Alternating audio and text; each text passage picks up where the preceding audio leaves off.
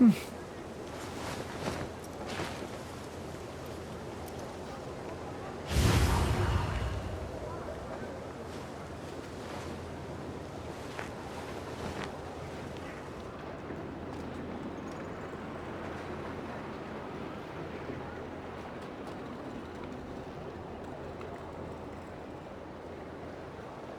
still have so much to learn about human interactions. Like, where should I put my hands when I'm nervous? I just really want to make friends with everyone. Hello.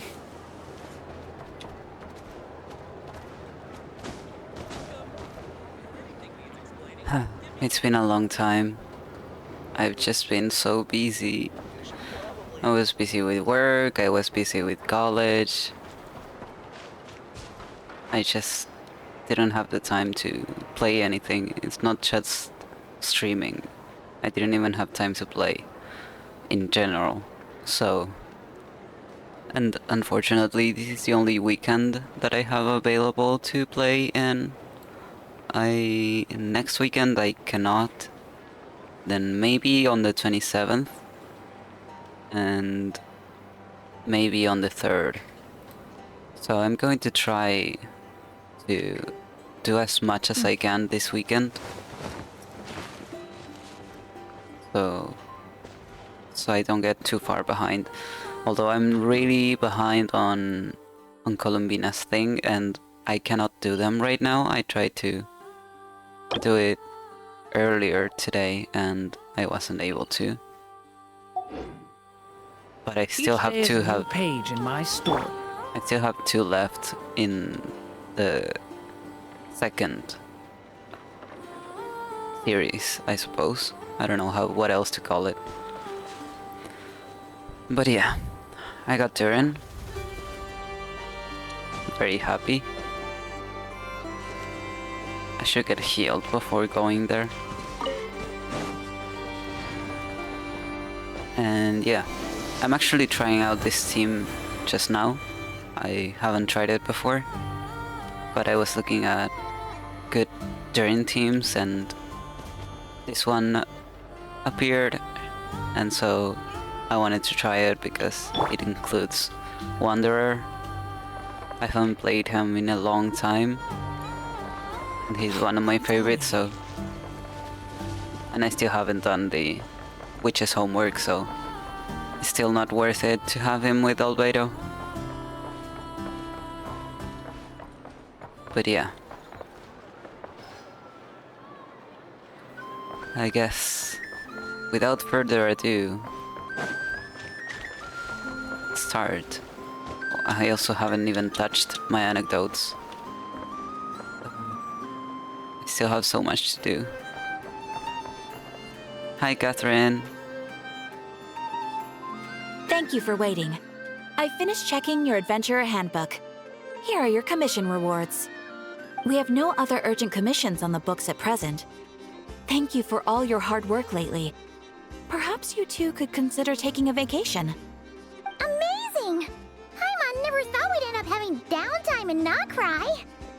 Things were pretty hectic when we first got here. Everywhere you looked, it was either the wild hunt causing chaos or the Vatui stirring up trouble. It felt like this whole region was one giant slime in a barrel, ready to go boom at any moment.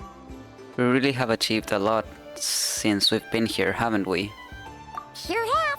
Things were looking pretty dicey, but in the end, we managed to turn it around. Whoa!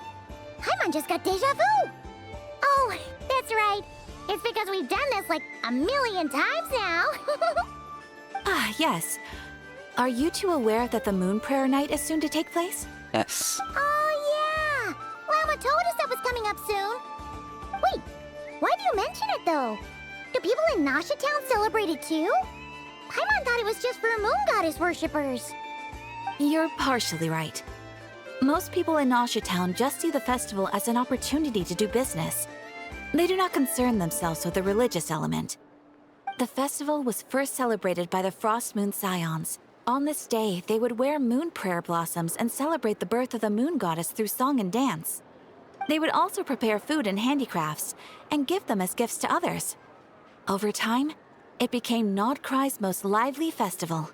Oh, sounds like fun! I'm definitely up for it. Great! Well, in the meantime, since Catherine doesn't have any commissions for us, let's focus on some personal business instead. When we first got here, you mentioned that this was where your spaceship landed? Yeah. We didn't get to follow up on it at the time, because we got wrapped up in that whole rare situation, but now we can finally start investigating it properly. Except we have no idea where to start. Well, there's a saying Paimon's heard around these parts, which goes, if you lift up a rock, you'll find something you weren't looking for. By that logic, Interesting you'll never find what you're looking saying. for while you're searching, but the moment you stop looking, it'll jump right out at you. I'm not sure it's as simple as that. Could be worth a try though, right? Anyway, Paimon suggests we focus on other stuff we want to do for now, and just keep an ear out for spaceship-related intel as we go. We haven't seen Columbina in a while. She used a huge amount of power in the final battle against Rarier, and has been much weaker since then. I don't know if I can do anything to genuinely help her, but surely a little chat can do no harm. One other thing that concerns me is we've seen no trace of the doctor so far. What's wrong? She looks super serious all of a sudden. I was just thinking about Columbina and the doctor. Huh? Paimon gets why you'd be concerned about Columbina, but what does the doctor have to do with anything? We learned back in Natlan that he's been investigating the moon, but he's been suspiciously absent so far. Oh, that's true. And now that you mention it, we're definitely overdue for a showdown with the Fatui. It is weird that he hasn't shown himself this whole time. What could he be up to? Engrossed in one of his experiments, perhaps. Either way, his current inaction is a good thing. True. Paimon would much rather deal with Marionette anyway. She says the meanest things, but when it comes down to it, she doesn't seem like a bad person. Maybe it's the pressure of being a Fatuse? Especially as a Harbinger. Does she feel like she's gotta act tough to keep up appearances or something? Maybe? But then, every time we headed out with Rarier, she always wound up having to repair Polonia and her other robots. That's gotta sting. Losing face always hurts more for people who care a lot about their image. She's probably still furious about it. Paimon, I have a feeling she might have heard that. What? Relax, she's not even here. Huh? What's the matter? Oh, nothing. Sorry, we'll be on our way now. Where are we again? Oh yeah, Columbina? Right, yeah, let's go see Columbina. A nocturne of the far north. Let's freaking go, gamers. Catherine, don't tell on Paimon, please. She's just dumb.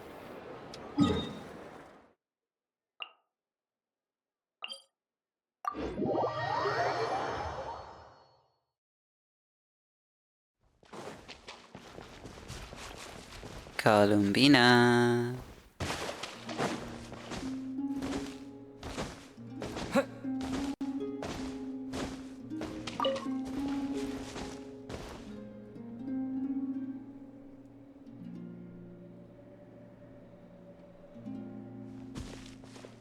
Hey, she's sitting up. Is me sitting here a rare sight? No, we just thought you'd be resting. Perhaps I would have been, were it not for the sudden arrival of some unexpected guests. Not that I consider it a disturbance. After all, you are the only ones who are free to enter. Would it not be a little unfriendly of me to lie down while we speak? I didn't realize you put so much thought into little things like that.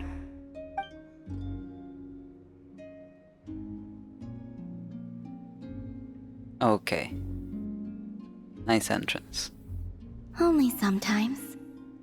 There have been moments lately where I think about you and your companions. They are warm, mysterious, and cozy memories.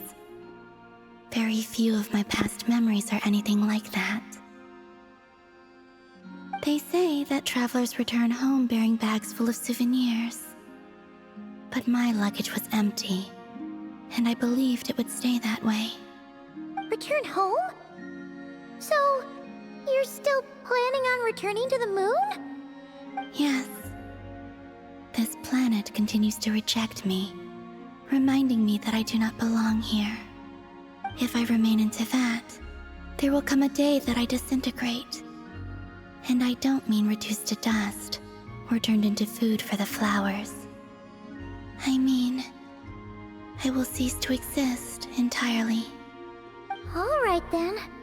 Well, we're sure gonna miss you. But it sounds like we'll have to say goodbye. How do you intend to return? The moon prayer night is soon to arrive. On that day, the moon will be closest to Teyvat.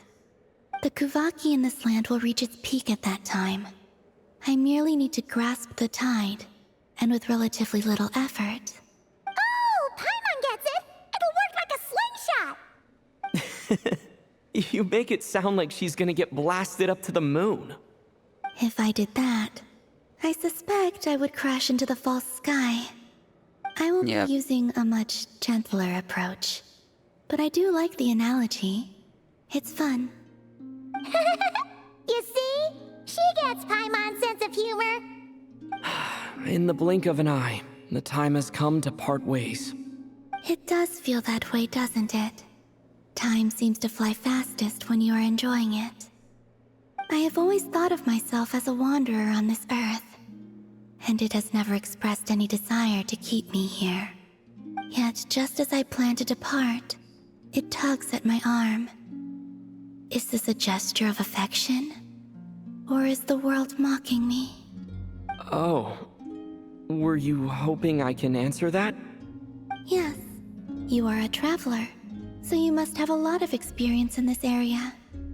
Then, what I would say is... enjoy the moment. That's right! Don't overthink it! Happiness is happiness and joy is joy! The point is to enjoy it, not analyze it! I see. Then what I would say is, even though I am very tired right now, I am still happy. I can't tell from the tone of your voice. Oh, really? You don't think I sound happy? I'm just kidding. I could tell you were in a good mood today from the moment we saw you. Ah, a joke. Albeit not a funny one. Roasted. Anyway, I assume you're here about you-know-what. Give me your hand. Actually, it's not that. There's something else we wanted to discuss with you. Oh. Then, do you still want to give me your hand? Or not? Sure.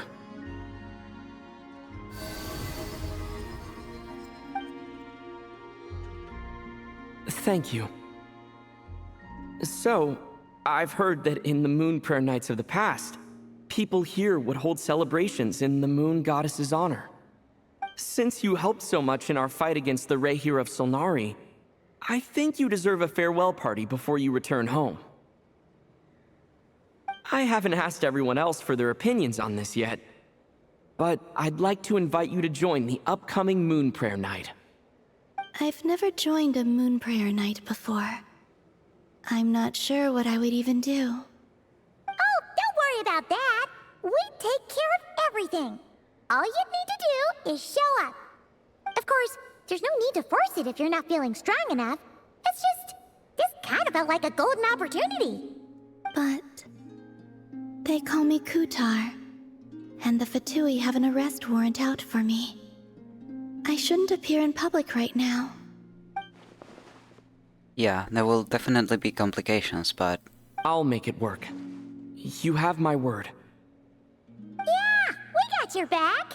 Well, he does. Paimon's actually not too sure what he's planning. All right, if you're sure. I will not refuse your invitation. I suppose it wouldn't hurt to pack a few more sights from this world into my suitcase before finally learning what my homeland looks like. Oh, if you see Lauma, please tell her that my answer to the question she asked me is neither yes nor no. Rather, it is, there is no need. That was kinda cryptic, but sure. Guess it's between the two of you. We'll pass along the message. Bye for now.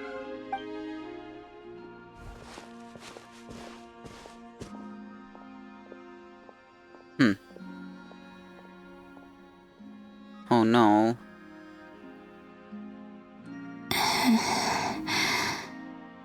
And also, I do not know. Okay, I will try to remember that once we get the context for the answer.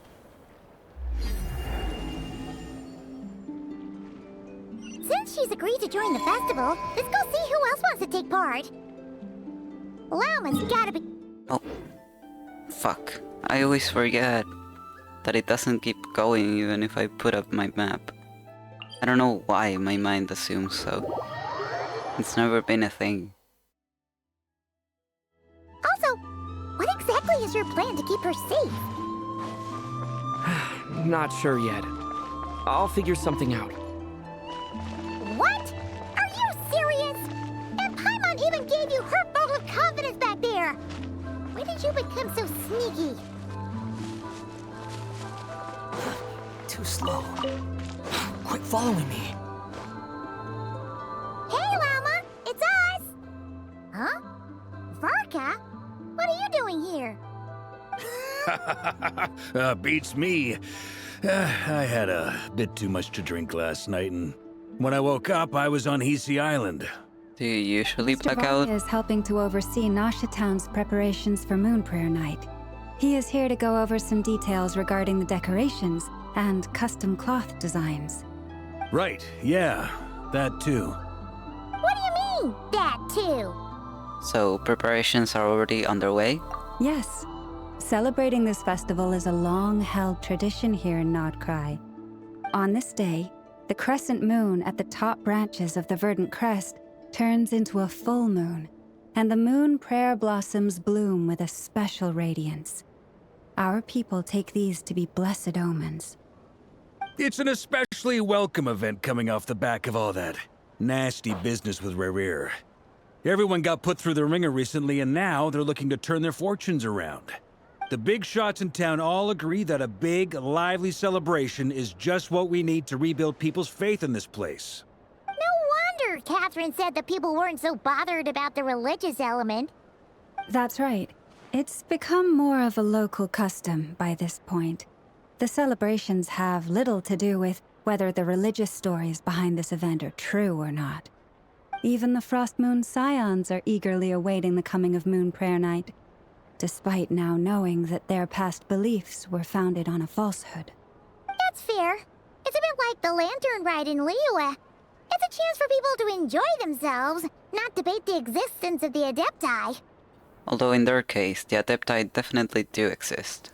We've met plenty of them in our time. Oh, one other thing! We just went to see Columbina. We went ahead and invited her to take part in the festival this time. Hope it's okay. Wait, so... you mean she agreed to it?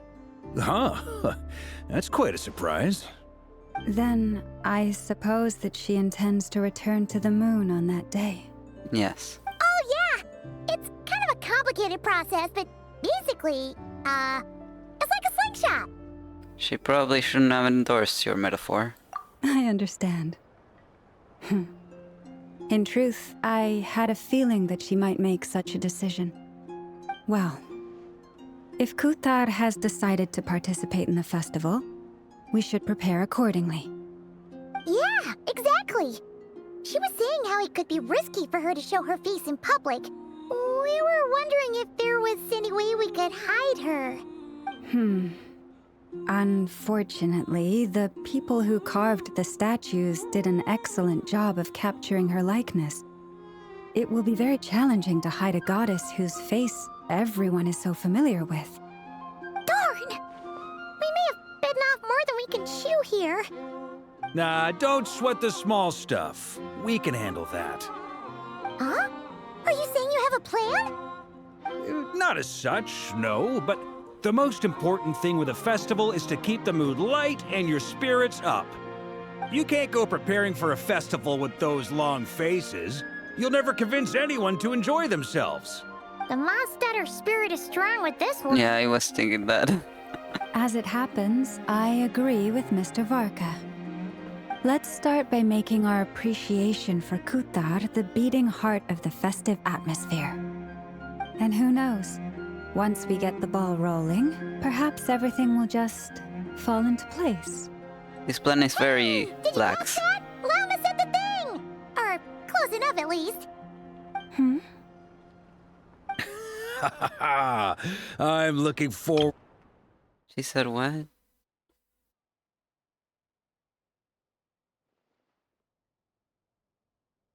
Maybe that's lost in By translation. the smiles on their faces. Big, beaming smiles, like their whole face is glowing. Looking forward to Moon Prayer Night already. We have a festival in Mondstadt called Windbloom. You could always tell which couples are celebrating for the first time by their smiles on their faces. And I have a feeling we'll get to see that same smile on the moon goddess's face at this festival. Not quite the same, surely. Anyway, I'll take care of business in the city, but I'll have to leave the decor up to you and the Frost Moon Scions. No one else can capture that traditional aesthetic quite like you guys. But lastly, there's the final key element that brings the festival to life. Companionship. We'll take care of that part. Before you leave, let me show you something that we've been preparing. Mr. Varka had asked to see it already, so you may as well tag along. Also, I have some further questions about Kutar's decision. She told me to tell you there's no need. And also that she doesn't know, but we didn't hear that last part. Huh! What's this? They sure look like they're having fun. Cute. I believe so. Kuhenki seem very skilled at playing drums like these, although I'm not sure where they learned it from. Maybe it's an innate talent? In their eyes, they're probably just playing with toys. Oh, Nelvanatar. Luanatar! You wanna play too? Guess not. Yeah. She looks more confused than anything. Maybe we can teach her next time if we get the chance.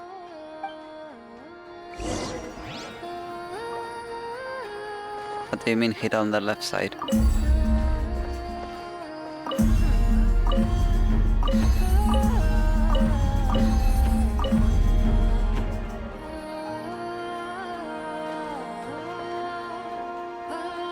What do I have to do here?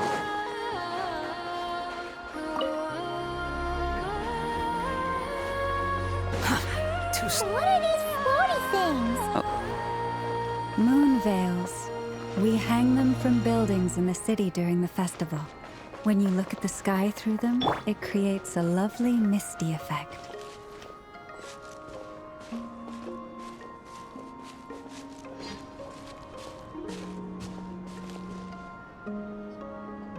Everyone seems hard at work. They're preparing items for Moon Prayer Night. For instance, the sculpture being made over here, Mr. Varka and I were just finalizing the details of where it will be placed. Ah, there she is. I didn't know the finished article would be so large. Not to worry, though. All the necessary arrangements have been made. Just let me know once it's ready, and I'll get some people to ship it over. You have my thanks. And over here, we are preparing a very traditional confection. Oh, look at all these colors! It looks great! Can Paimon try one? Of course. I have a feeling you'll like it a lot. You bet! Sweets and treats are Paimon's favorite! If you included those in the Feast of the Moon, I bet Paimon would have joined the Frost Moon Scions by now. There will also be verdant crests like this present in Nasha Town during the festival. The timing of Moon Prayer Night is not completely set in advance. We make a rough estimate, then observe the changes in the verdant crests and moon prayer blossoms to guide us. As such, the wait itself is a fun feature of this particular festival.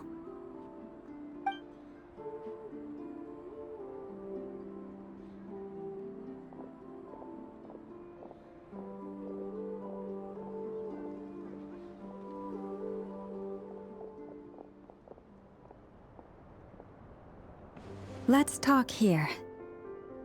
To tell the truth, I am very surprised to hear that Kutar is willing to participate in the festival. I once asked her if she'd be willing to stay with the Frost Moon Scions. I could introduce her to everyone, and we could be a family to one another. She did not answer, but she has not appeared here since. I took this to mean her answer was no, but if that were the case, she would not have accepted this invitation. Speaking of answers, she asked us to pass along a message. There is no need. Ah, I see. Maybe she is right.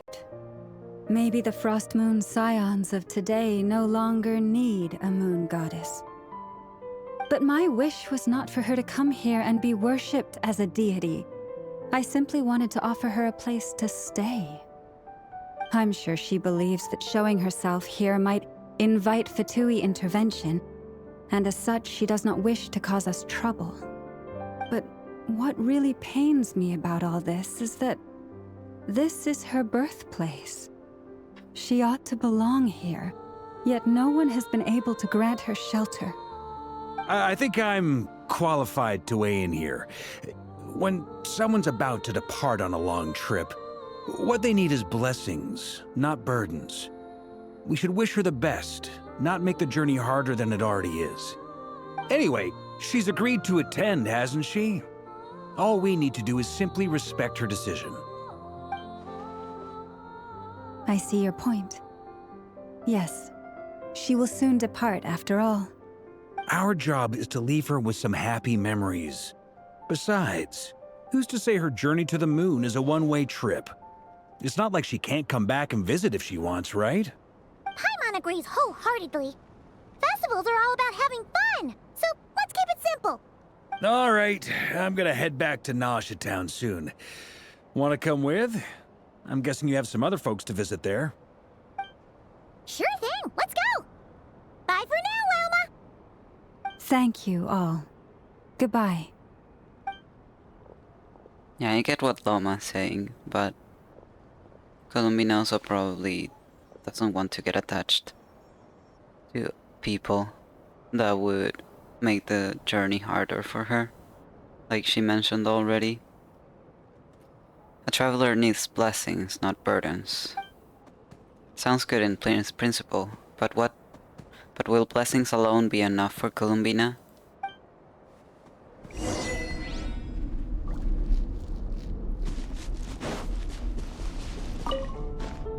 Yeah.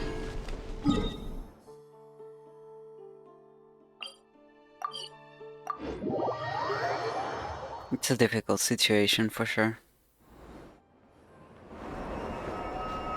Yo, my boys. Huh? Hey, over there! It's Durin and Albedo with twins! What could they be chatting about? Your guess is as good as mine. Ah, Grand Master, and the Traveler and Paimon. Hello there. It's been a while. Perfect. We have some new volunteers for our investigation. Sorry, what investigation? Wait, let me guess. The righteous Lightkeepers are finally ready to hunt down the Abyssal Dragon? The what now? Haha. Yes, that too. Yeah, right! Oh, wait! Why does everyone keep saying that too? Well, to be precise, the facts match, but not the causality.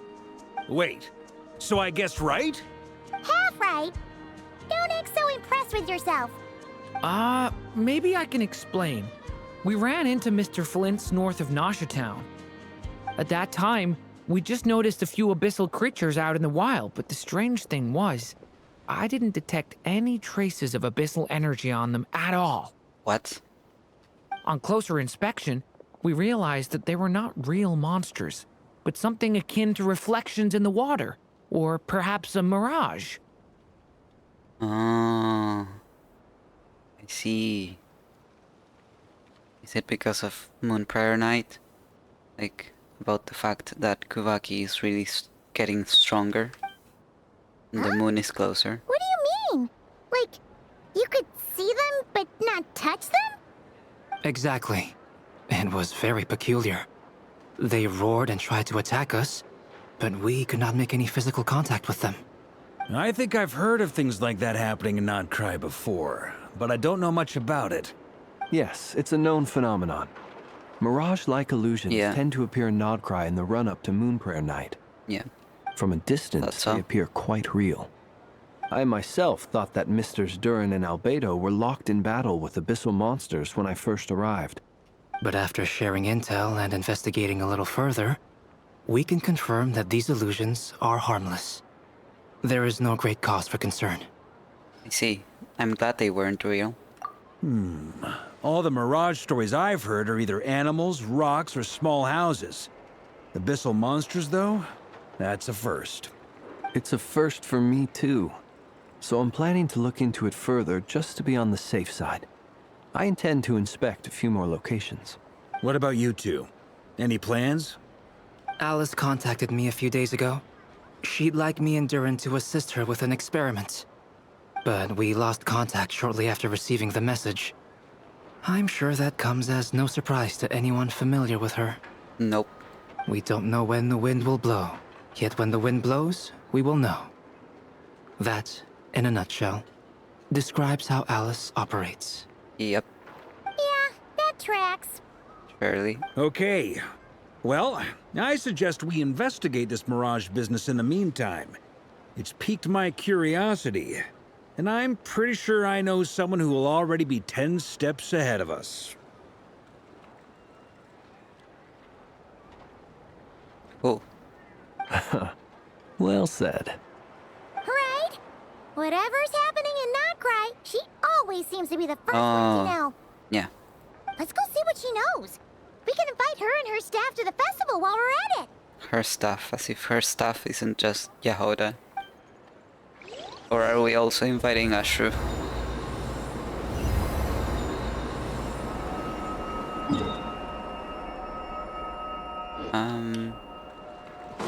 Okay.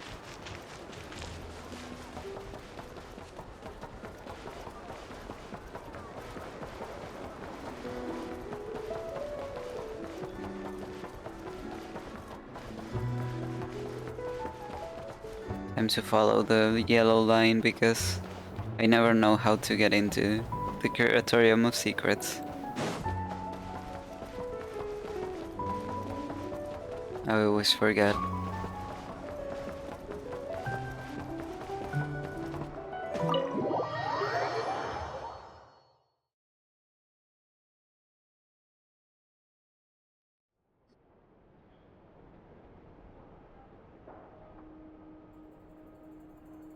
You're right, I have noticed. There's certainly something a little fishy about this situation. Only a little, though. Records indicate that this phenomenon can occur in the days before and following Moon Prayer Night.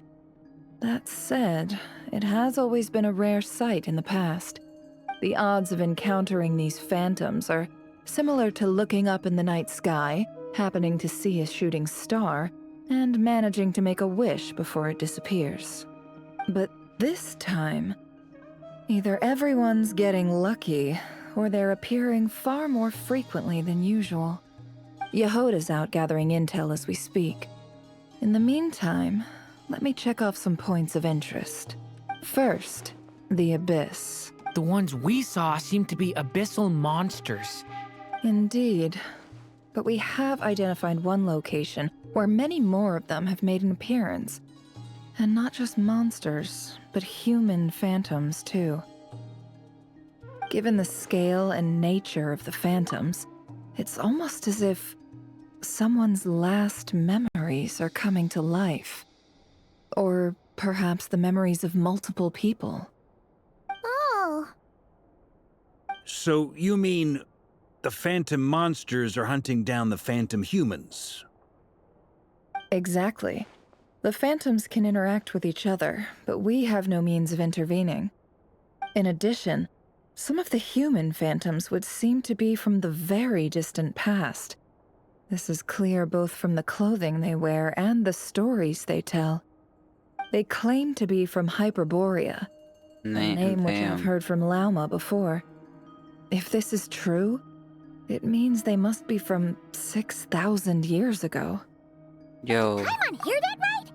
6,000 years? So Hyperborea was 6,000 years ago? I need to write that down. I think this is the first time we've had such straight up confirmation of the timeline.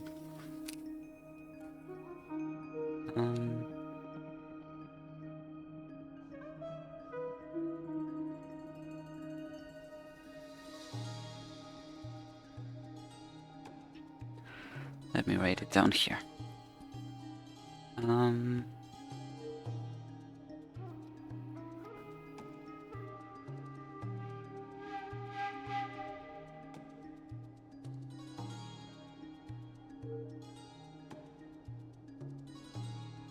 Okay.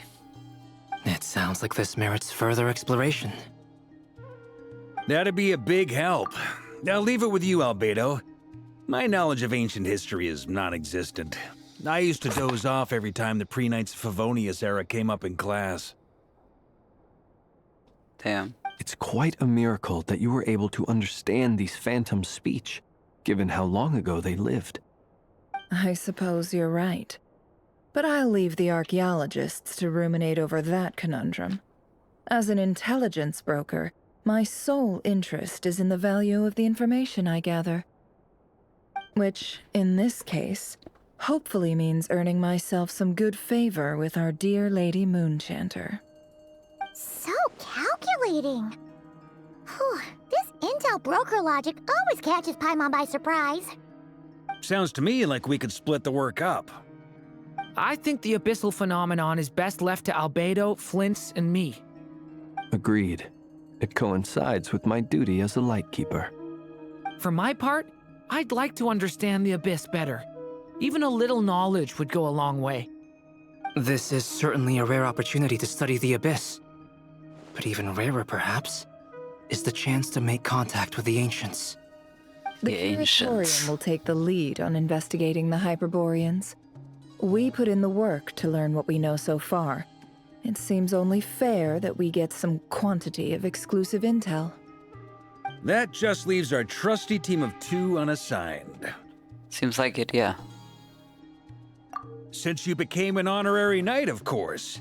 This was part of my grand plan all along. Oh yeah! By the way, we managed to convince Columbina to come to the Moon Prayer Night celebrations. Would you and Yehoda like to join too? She agreed to that? Huh. Quite an achievement.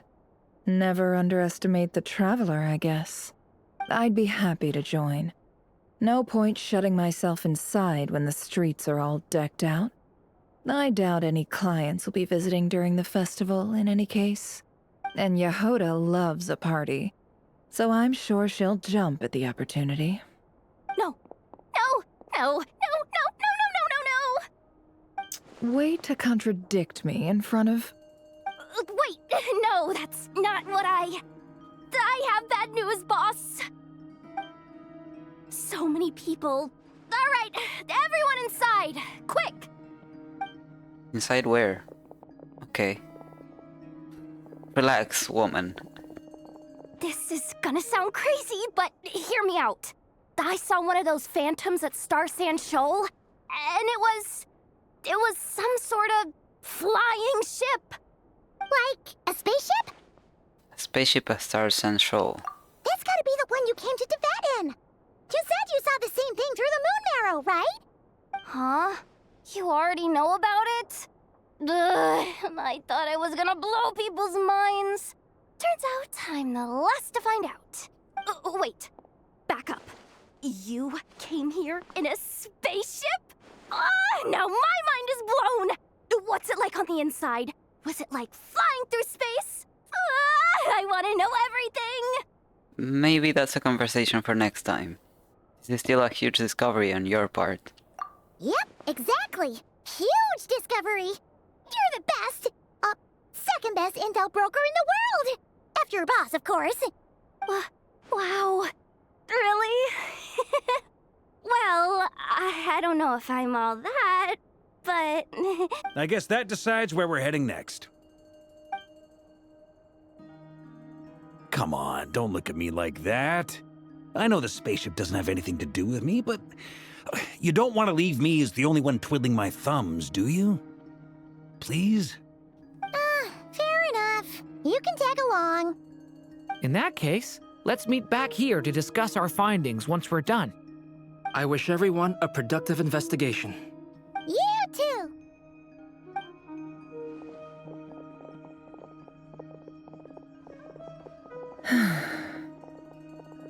What's up, boss? Aren't we gonna head out?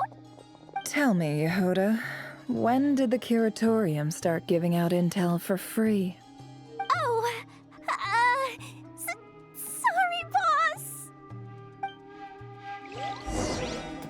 I mean, to be fair, you were also giving out intel for free. Maybe not for free, because we came to you sharing intel, but you know what I mean. Okay, let's see this spaceship. We all know where it is, like, we knew, yeah. Exactly there.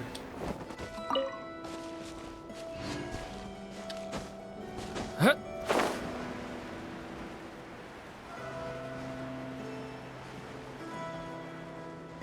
Oh, and there's people too. People Phantom, I mean. Wow, what do you know? Yehoda was right on the money. This Phantom really is your spaceship. But that's so weird. Why would it show up here? Is it some kind of projection? Or a ghost? Like, maybe it no longer exists, but somehow it left an afterimage? I'm not sure either. Ah, you're already here. I think it's got to do. What a surprise! I thought you were busy with festival preparations. I'm pretty sure it's got something to do with time and Easteroth.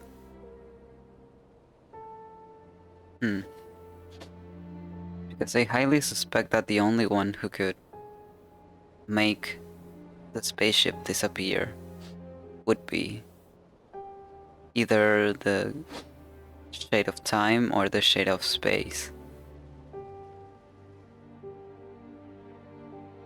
It's just that the Shade of Space has been missing for so long, but she definitely was active back when we arrived, so...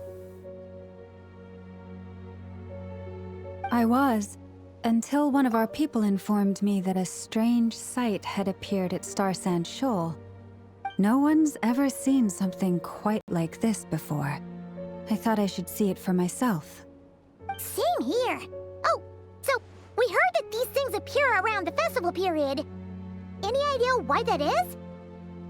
Unfortunately not. We have very limited information about them, since they can't be interacted with. And no human phantoms have ever made an appearance before now. The most we've been able to deduce is that these sightings appear to be connected to the increase in Kuvaki energy around this time. Let's look around and see what we can find out. Yeah, seems like that's all we can do. This is all so confusing. Allow me to lend you a hand.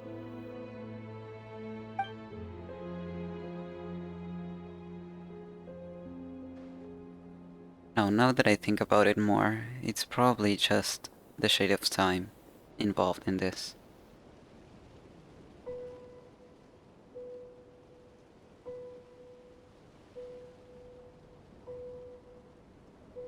There are humans and you're going to go talk with Everyone, your phantom? our friend here should be able to provide us with some information. Is that a phantom Rhymehorn deer? I've heard about how the Frostmoon Scions live in harmony with the animals, and can even communicate with them. That's coming in handy now, for sure. Okay. Yes, I understand. Then how about this?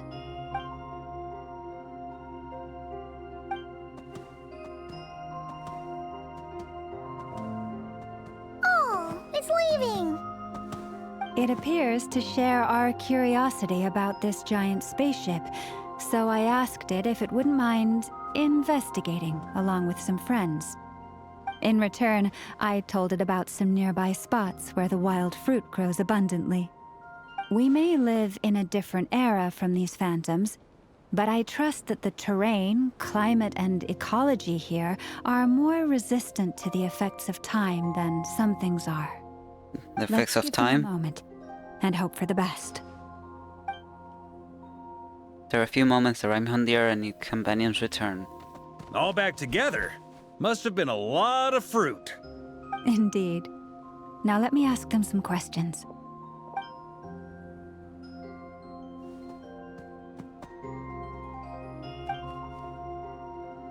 It did find a lot of wild fruit, enough for them to feast for a long while. This puffin circled in the air several times, but didn't spot anything out of the ordinary. Certainly nothing to do with the spaceship. Huh. Well, it definitely makes sense to get a bird's eye view. Indeed. Other than that, I was also thinking that the world these phantoms see is also different from ours. Oh, I get what you mean. The wild fruit exist in both times and spaces, but there might also be things that only exist in that space-time, which we can't see. Stop. Why did I even mention them, if they're going to be mentioned so much? Effects of time. The wild fruit exists in both times and spaces. Because we don't see their whole world, we only see small fragments. Good point. Great thinking, Llama. Blunthorn rhinos can use kuvaki to shift great rocks, but this one says it couldn't get that ship to budge by even an inch. The sniffer mole tried too, but despite being a skilled digger, it could not get through. They say that the spaceship looks robust and undamaged. It seems completely impervious to any and all attacks. Whatever lies within is well defended from harm. So, just like us humans, there was nothing they could do about this spaceship either. Yes, still, they deserve our thanks. We are grateful for all your efforts, dear friends. Now go, and enjoy your feast. I've noticed some other human phantoms gathered nearby. Come on, let's go talk to them. Okay.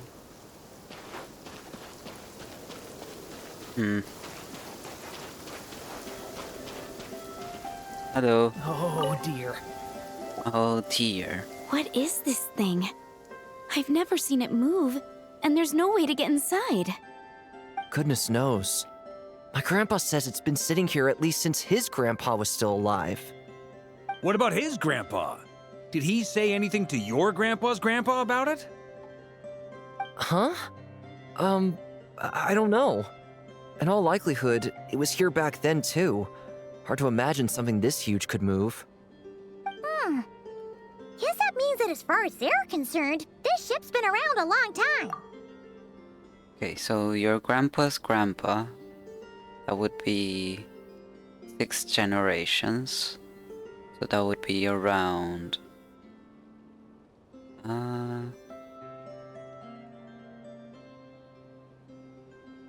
Let me open the calculator. Cannot do math.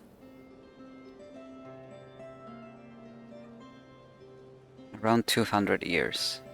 Okay, that's not too long. It does make sense for it to be there for 200 years. I just wonder how much time it spent sitting there before it was removed.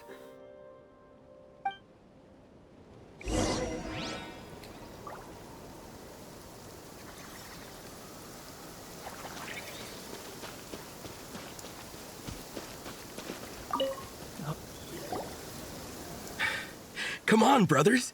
If we can get even a small chunk off of this thing, it's gotta be worth a fortune. Today is the day we strike it rich. This is my property. Fuck you. Huh? You mean Paimon? Yes, brother, I shall join you. Let's make our fortune. We should go with them. What the?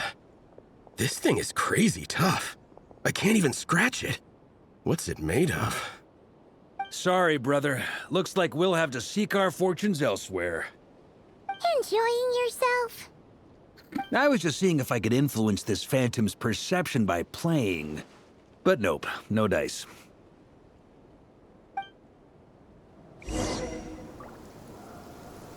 I'm sure we're all starting to build up an idea of what's going on here now that we've spoken to some of the people. These phantoms are reenacting real historical events in nod-krai. Yep. It's almost like we're in some kind of interactive stage play. We can talk to the actors, but the plot is fixed, and we can't influence it. Yep. It makes sense. History is set in stone. The objective facts of the past cannot be changed. Paimon totally thought you were just goofing around earlier. But actually, you were doing some serious investigating. Of course I was. Anyway, at this point, I think we're forced to conclude that although the Phantom spaceship is right there in front of us, we aren't going to learn much about it from these people. If only they showed the moment when my sister was searching for me, maybe then I could have discovered why she wasn't in the spaceship. Or if it showed the moment when it disappeared, I might have found out who was piloting it and where they were headed. But no such luck. All we've seen is an arbitrary moment in time during its long stay here. Don't be discouraged. If nothing else, this is proof of the ship's existence. And think about it. So many people tried to hack their way inside, but no one could get the door open. It's made of very tough material. To me, that says that we'll either find the ship itself or the story behind it. It's just a matter of time. Thanks, Varka. Huh. Every now and then, when Varka gets serious, he actually does seem like Grandmaster material for once. Damn. I wonder how the others are doing. Let's head back for now. Sounds good. Also, drinks are on me if Team Knights of Favonius is the first to finish. Wait, we have a team name now? Am I in Team Knights of Favonius as well? You're very welcome to join. We've even got a cathedral ready for you. Isn't that technically blasphemy? You wouldn't dare make a joke like that if Barbados was in earshot. Nah, I'm sure Barbados doesn't mind a little harmless blasphemy once in a while. Yeah, I agree. I mean, he himself took part in it, so...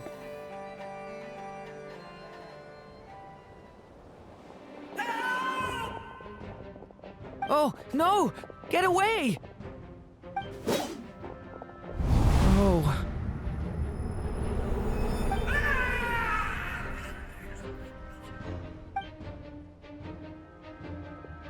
I know it's hard to stomach, Mr. Durin.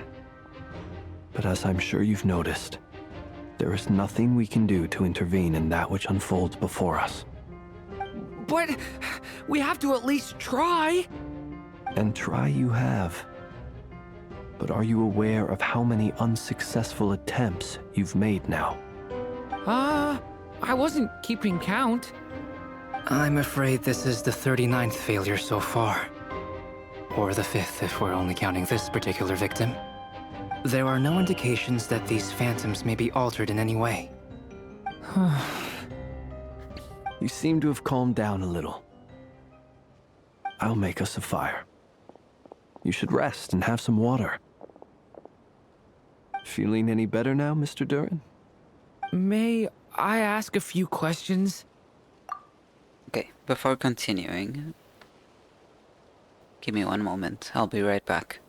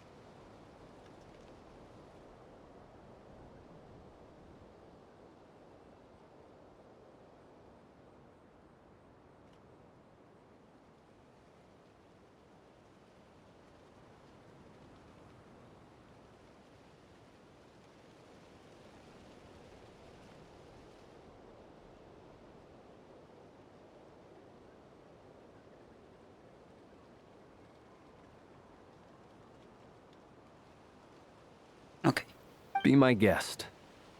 What exactly are we witnessing here? What happened to those people? We're My witnessing guess would history. be that we are seeing nod-krai during the Conrian Cataclysm. Would that be accurate? Conria. That is correct. As you know, once the Abyss senses even the tiniest crack, it floods in and spreads like wildfire. There was a time in the distant past when it permeated all of nod-krai, causing immeasurable harm. The people paid a terrible price to heal this land. Then, 500 years ago, the whole of Teyvat suffered an abyssal disaster. Once more, nod-krai was dealt a devastating blow. I see. In the face of the abyssal onslaught, all were like grains of sand tossed around by a tidal wave. Be they human, fae, or god. The moment you witnessed is but one drop in a whole ocean of catastrophe. All right. I guess that answers my second question, too. I wanted to know why there's nothing I could do to help them, and that's because what we are seeing is history. That would be my guess as well. As I understand it, history and fate are not all that dissimilar. The latter may be unseen to us, but both are immutable. Yes. Fate was determined long, long ago. I still have a couple of other questions for you, Mr. Flint's. You mentioned more than one abyssal disaster that has struck this land in the past. How can you be sure that what we're seeing is from the Conrian incident? And also, how are you able to stay so calm when you're talking about these events? From everything I know about you, you're not cold or ruthless, and you're not indifferent to the suffering of others. Alas, I am forced to show my age. I must be 600 or 700 years old by human measure. Wait, so you... One is not easily moved by history when one has witnessed the truth firsthand. I'm sorry. You needn't apologize. Your passion is a good thing to have. Treasure it, because someday you may find it in terribly short supply. Now, at the risk of offending you, I have a question in return. Your curiosity toward the Abyss, is it born from hatred or because you sense its call? I only ask because I kept a fragment of Rarir's body in my lantern for a short time. Specifically, his heart. So I know what a burden it can be to carry the Abyss with you. And I hear its power growling from somewhere within you. In my eyes, your mere existence is a miracle. My honest answer is... I don't know. I don't think I have the confidence to say for certain. What I will say is the Abyss is not the only issue that haunts me. Even before I became who I am today, the question dogged me constantly. Should I even exist at all? My doubts remain unresolved. But when we fought Rarir, something became a little clearer to me. Sometimes it is the darkness within us that allows us to achieve the impossible. I certainly got the sense from your 39 attempts that you were trying to achieve the impossible. It sounds like you've resolved to see the truth for yourself. Absolutely. In that sense, he and I are quite similar. Then I wish you every success. I look forward to the day of your transcension. Well, if everyone's caught their breath, I suppose we should head back. Oh, and one last thing. I'd appreciate if you kept our discussion about history a secret. Why? Secret from who? I mean, so far we can all tell. Or do you mean Incredibly, our your separate age? investigations led us all to the same conclusion. Hooray for consensus! Yeah, but we barely learned anything, though. I totally thought this would be the mother lode. Talking with the ancients? I mean, come on! But nope. All we got was useless snippets of conversation. And all this stuff about moons and hyperopia. What a load of baloney. Seems like people back then had a few screws loose. I understand your frustration. We found the same issue. Each phantom only showed a very brief moment in time. There isn't much value to be found in these miscellaneous fragments of a civilization's history, no matter how glorious it may have been. If there's a silver lining, it's that these phantoms are harmless to the present reality. They shouldn't get in the way of the festivities. Paimon agrees. And not just because it's the first thing she understood in this whole conversation. You look disappointed, Nefer. Is something the matter? What do you think? We all worked our tails off, but the only one to gain anything from it was you, Lady Moonjanter. Well, please do share the Hyperborean records with me. I will gladly inscribe them in our people's documents. Oh, duh! Yeah! That was it! Hyperborea! Hyperborea. I'm serious.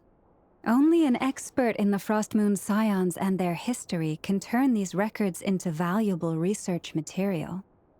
The alternative is to let them gather dust on the Curatorium's storage shelves until the pages turn yellow.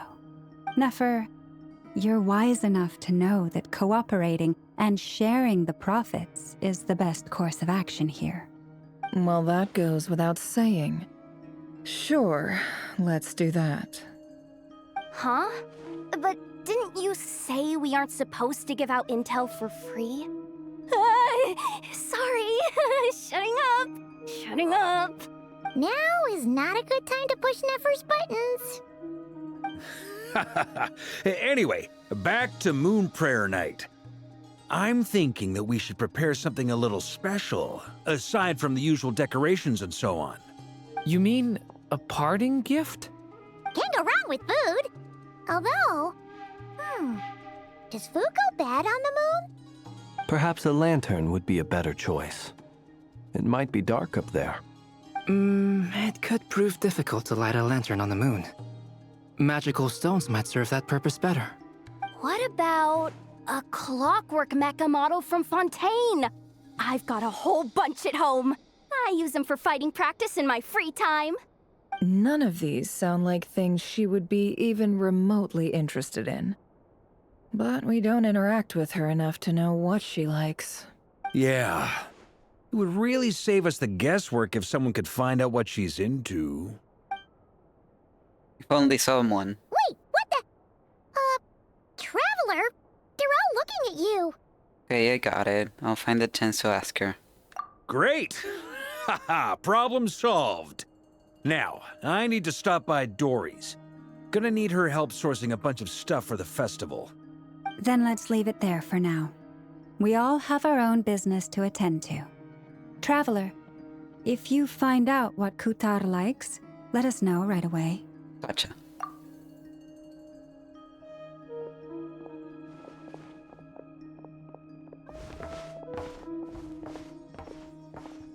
Is something the matter?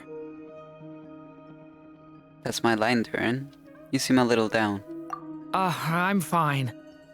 It's just... I'm still feeling a little rattled after witnessing the horrors of the Abyss. But it's okay. This is something I have to work through. I'll be all right. Thanks for your concern. Well, don't put too much pressure on yourself. If you ever feel like something's wrong, physically or mentally, we're here to talk. Don't forget, I'm a member of the Knights of Avonius. You can always rely on me. Come on. Stop treating me like a kid. Well, you're not very old, so... yeah. Which is why we need a lantern guaranteed to work on the moon. Yes, I have a few ideas, but the lantern itself is the easy part. The real issue is how little we know about the lunar environment. Wait, you two are serious about this? Let's just say I'm intrigued by these shining magical stones that Mr. Albedo has mentioned. Cute. Anyone else? Hi, Nefer. You should get going. It's important that we ascertain what Kutar likes.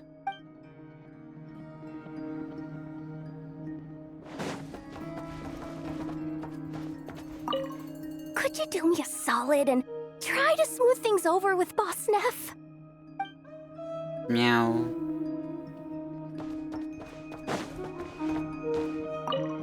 Miss Lauma, would you accompany me into town? I think it'd be best if you saw the Frost Moon Scion's decorations for yourself. Very well. Let's go.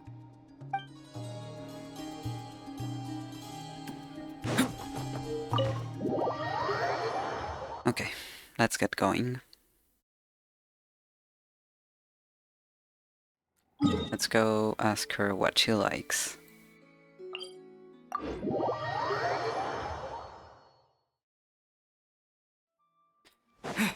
Columbina, what do you want as a gift?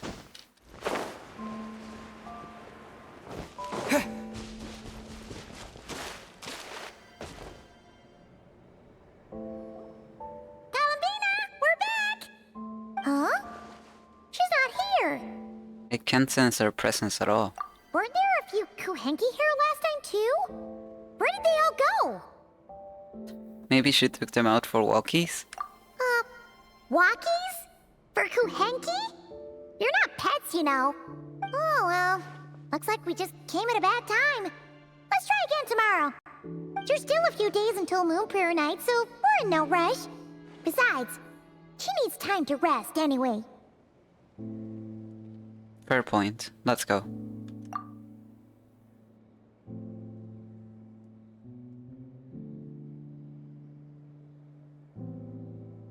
Kalamina! Are you back yet? Oh, how strange. Looks like she still isn't here. This is a bit odd. Right? It's not like her to spend so much time outside. Especially since she's worried about attracting unwanted attention. By the looks of it, she hasn't been back all day. What about Luonatar? Luonatar, you there? Hey! Do you know where Kalumbina went? Sorry, didn't understand.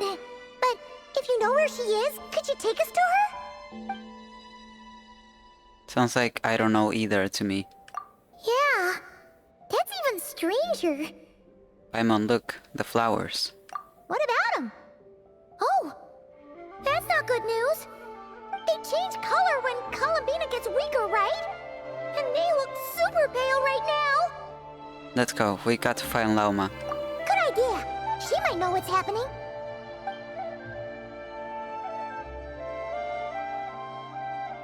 Lauma! Ah, it's you. How is Kutar? Is she okay? She's missing. Has she visited the Frostmoon Scions? No, she hasn't. I came here to check on her after I noticed the flowers had changed color. Based on past precedent, she must be very weak right now. Even getting up to walk would be a struggle. It seems unlikely that she wandered off outside. Not to mention that she doesn't do that at the best of times either. So yeah, this is super weird. Has anyone approached Silver Moon Hall lately? No. Very few people are in the know about Kutar's whereabouts. And if anyone suspicious had visited, they'd have left some sort of evidence. Come on, let's go to Nasha Town. If anyone has seen her, someone there will know about it. It's nod-krai's information hub after all. Makes sense. Let's go! Huh, this is starting to smell like the doctor. Unfortunately.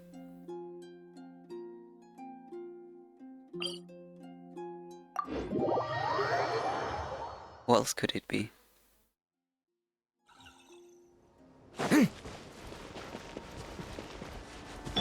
Behold!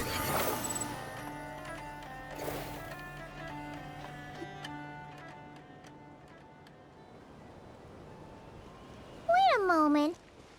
Is it just Paimon, or is this stall kind of suspicious? It's never been here before, right? No, I don't recognize it. Alas, Your free and easy adventure time is over.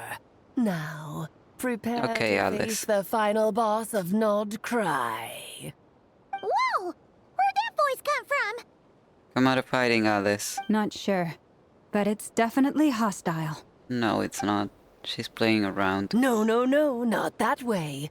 The final boss is right here. The sniffer mole? That's the final boss? Surely not. Also... That voice is a little familiar. Okay, the jig is up. I'll stop teasing you. Turn around. I'm right behind you. It seems I've managed to leave quite an indelible impression, even though you've never seen my face. Nothing could make a great mage more pleased with herself. Great adventurer of the realms, Dodo King, defender of old Mondstadt, etc. But most importantly, mother of Lee, I suppose it said. Damn, she made her name glow. What is going on? I've heard that all the big shots in Teyvat have long, wordy titles that stun people speechless when they make their entrance. Unfortunately, none of them are affiliated with the Hexenzirkel, and we ourselves keep a very low profile. The notorious name-dropping doesn't quite work for us. Still, I, for one, think I'm really quite amazing. So that didn't stop me from coming up with a title anyway. Alice? It's really you this time? Not a lantern or a dodo, but Alice in the flesh? Oh, that's right. So, what do you think? How does it feel to finally meet me? You look like... You look just like Lee. Oh, that's the first thing you thought. A little surprising, but that actually makes me very happy. Because that means that when Klee grows up, she'll be just as stunningly beautiful as her mother. So she's a friend of yours? Kind of. This is actually the first time we've seen her in person. I see. Madam Mage, that was, quite a powerful entrance. I certainly won't be forgetting it anytime soon. It's okay, Lauma, don't force it. Paimon will do the honors. This is Alice from the Hexenzirkel. She's a friend of ours, and of Arcus too. She's helped us a lot in the past. That's right. She's a good person, just kinda unpredictable. Well, what is the human heart if not unpredictable? Hmm? If we could not do as we please, how would we differ from machines? I am Lauma, Moon Chanter of the Frost Moon Scions. It is a pleasure to meet you. Oh, I know. Before you got here, I spent a good, 15 minutes getting up to speed on nod-krai's present situation. In other words, I've read the whole in the last episode part, so we can skip the pleasantries. Fair enough. Well, Miss Alice, I can already tell that you have quite a unique personality. That's one way to say it. Paimon sure is. So anyway, what are you doing in nod-krai, Alice? Oh, I thought I told you already. This time, I'm the final boss. Sure. And what a formidable foe I shall be. Powerful, confident, decisive, and good luck finding my weak spot. You will never succeed. I'm going to send a formal request for Jean to put you in solitary. Oh, drat! My one weakness, and you found it in an instant. Fate has been dealt a devastating blow. Thus falls the great Dodo King. Why are you playing along with this nonsense? For funsies, of course. What's wrong, Paimon? Are you disappointed in me? Am I a gigantic letdown? No, it's just... You seem like a busy lady. And this is the one time you've shown up in person. Paimon figured it would be for something more high stakes than just goofing around. You're quite right. I'm here in nod-krai because something big happened. Something big enough it caught the attention of the Hexenzirkel. It concerns the 3 moons, Teyvat's borders, and of course, the moon goddess you are currently searching for. You know where Columbina is? Kind of. Why don't we discuss this over a pot of tea? My main reason for coming on this trip to Teyvat was of course, to have some fun. But I do technically have a job to do as well, namely, maintaining the stability of Tevat's borders. Yep. I'll skip over the complicated parts, but to sum it up, abyssal energies are all that lie beyond Tevat's border. We'd find ourselves in a real pickle if they ever made it through. Mm-hmm. And the phantoms you've been seeing are a sign that the border has been disturbed. Ah, no wonder they tend to show up around Moon Prayer Night. Is it because the real moon is now so close to us that its power can cross the border? In part, but only a negligible amount passes through. Just enough to influence the verdant crests and so on. And as you've noticed, there has been an unprecedented number of phantoms appearing this year. The influence of the moon beyond the border cannot explain this. No, there is another far greater factor at play. The trilunar syzygy. A trilunar syzygy? Eons ago, before the heavenly principles came to Tevat, it was the then 3 moon goddesses who controlled the laws of this world.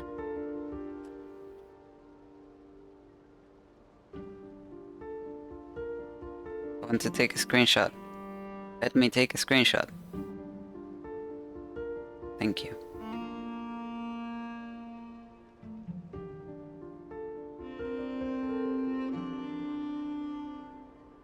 Okay. The 3 moon goddesses. Interesting that you say then 3. If at some point there was a different number. Control the laws of this world. You're talking about life, death and such, aren't you? Oh, that's exactly it! The 3 goddesses split these powers amongst themselves, promising never to consolidate them into one singular body. This was meant to keep the world stable. But, fast-forwarding to the present, the eternal moon's marrow is with you, while the iridescent moon's marrow, which should never have appeared in this world, has been retrieved. Add that to the presence of a moon goddess in the flesh and... the power of all 3 moons is gathered here in nod-krai. There hasn't been an event like this since the War of Funerary Flame. And it's having a noticeable effect on Tevat's borders. Why are you so concerned about said borders, if I may ask? Because she's the sustainer. But you don't know that. Let me read this again. She went too fast. 3 goddesses, Sorry to present, the eternal moon marrow is with you, while the iridescent moon marrow, which should have never appeared in this world, has been retrieved. Add to that the presence of a moon goddess in the flesh, and the power of all 3 moons is gathered here in nod-krai. The iridescent moon marrow should have never appeared in this world. Because I wish to give my darling daughter a peaceful, sunny environment to grow up in. Is that a good enough reason? Kinda sounds like you're dodging the question, but it does make sense. Well, that's one reason anyway, and the most important one. The others are a little complicated to explain. For instance, cleaning up after dearest Miss R. Yep. Albedo could tell you more about that if you're curious. But right now, I have a more important question to ask you. Why are you collecting the moon marrows? Sorry, I was yawning. Columbina wants to use her power to return home. I see. Nicole told me about that legend once. Nicole? You mean Mage Anne? Oh, so you remember. We heard her voice in Fontaine. Yes, of course. That was a story about fate, her area of expertise. But back to the story of our dear moon goddess. I'm afraid her intended method of returning to the moon is unlikely to work anymore. Yep, What trailer does that line. mean? She may be missing, but she hasn't gone anywhere. She has disappeared. Once long ago, the damselet who lived here walked the line between dreams and reality. body is so heavy. Wait, no. It's my mind that's heavy. My arms and legs are as light as a feather. What's happening to me? I feel drowsy, like I've been asleep for too long. Is it daytime or nighttime? Is the moon out? I think I'll go for a walk.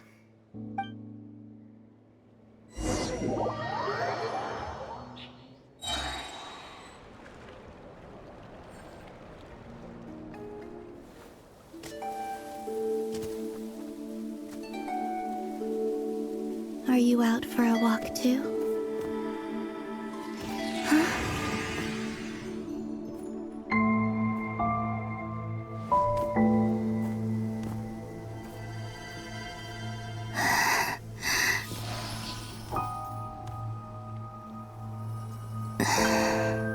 The day has come at last.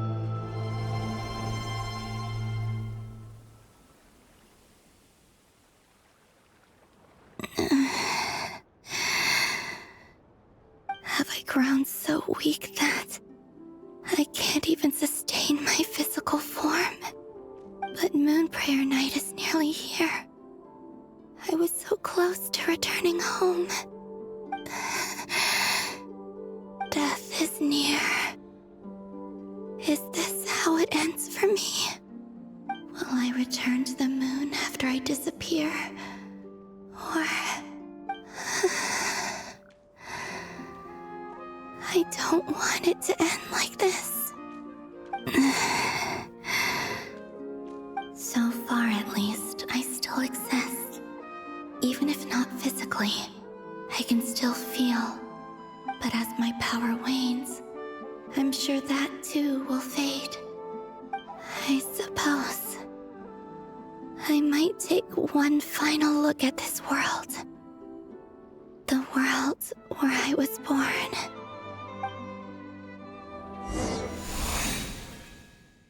This may be your last chance to visit the Frost Moon Enclave. Don't let it slip away.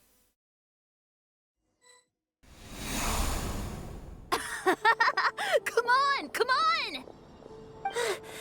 Wait for me! The Frost Moon Enclave. How much it has changed since I was born. These decorations, they're so heavy. It's times like this when you kind of wish men could be priestesses and acolytes. How fascinating. I've never had the chance to be privy to people's private lives in this way. In the past, people would get so solemn and serious the moment I showed my face. Like they were frozen stiff. Karina, Lametti, it's time to eat. Coming! I want to watch them a little longer.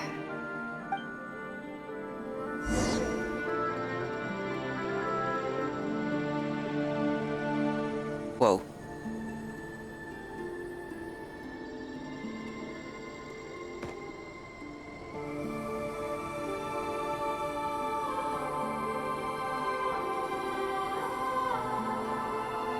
So just fill these balloons with air, right?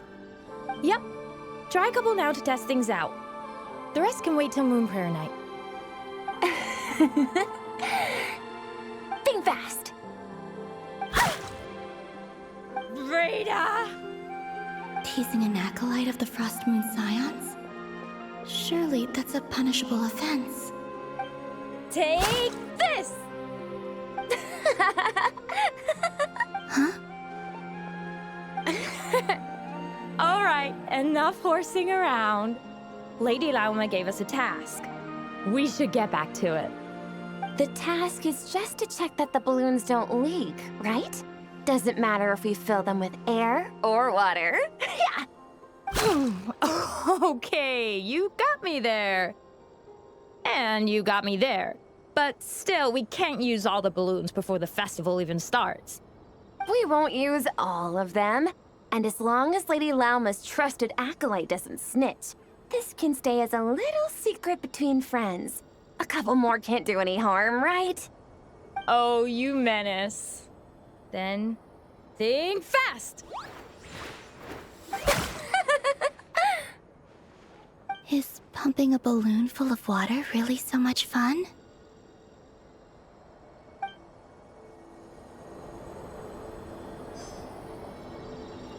Cute.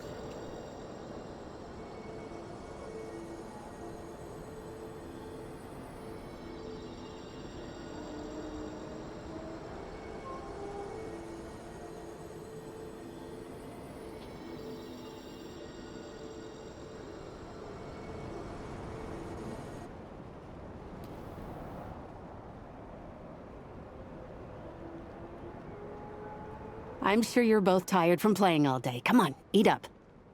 A plain, humble meal. That has always been the way of the Frost Moon Scions. Huh? How come Lamatti got a midsummer berry dessert? Oh, I always get Lockaberry. I don't mind sharing. You can have a bite of mine if I get to have a bite of yours. They're sharing food? I've never shared food with anyone before. Even at the Harbinger tea parties, everyone just ate off their own plate. And when I couldn't finish my food offerings from the Frost Moon Scions, they'd leave the leftovers out under the moonlight for the animals to claim. Hey! That was 2 bites! Oh, then you can have another bite of mine. Oh, you too. Oh, don't fret now. Here, have some of Granny's too. So this is what it means to be family.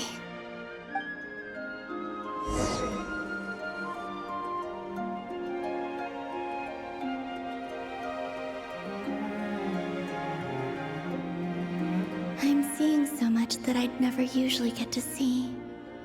They'd never act like this when I was around. It's nice, being able to just watch people in peace in these final moments. What a rare opportunity. I think I'll go take a look around Nasha Town, too. Maybe the Traveler will be there.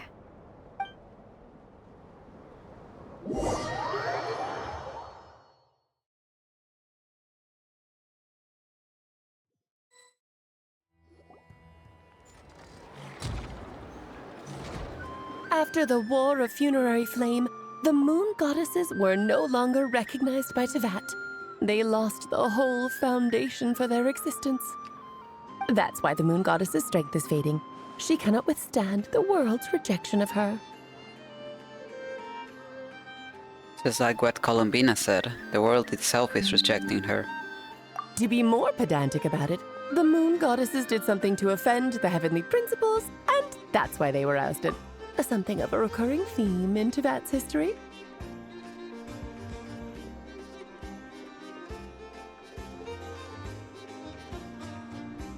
Moon Goddesses did something to offend the heavenly principles.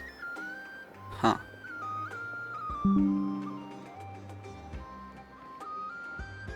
Theoretically, speaking so candidly should put me in their crosshairs too, but they can't tell me what to do.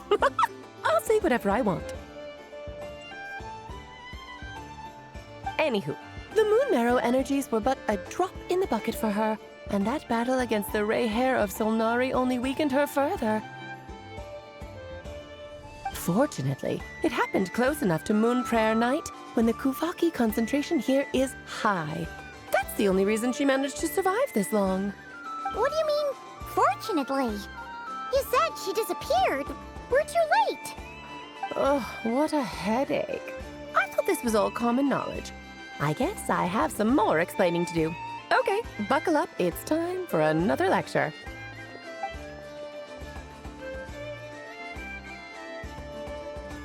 Now, I said earlier that the Moon Goddesses lost the foundation for their existence. The reason for that has to do with the natural order. Basically, the rationale for their existence in Teyvat was lost.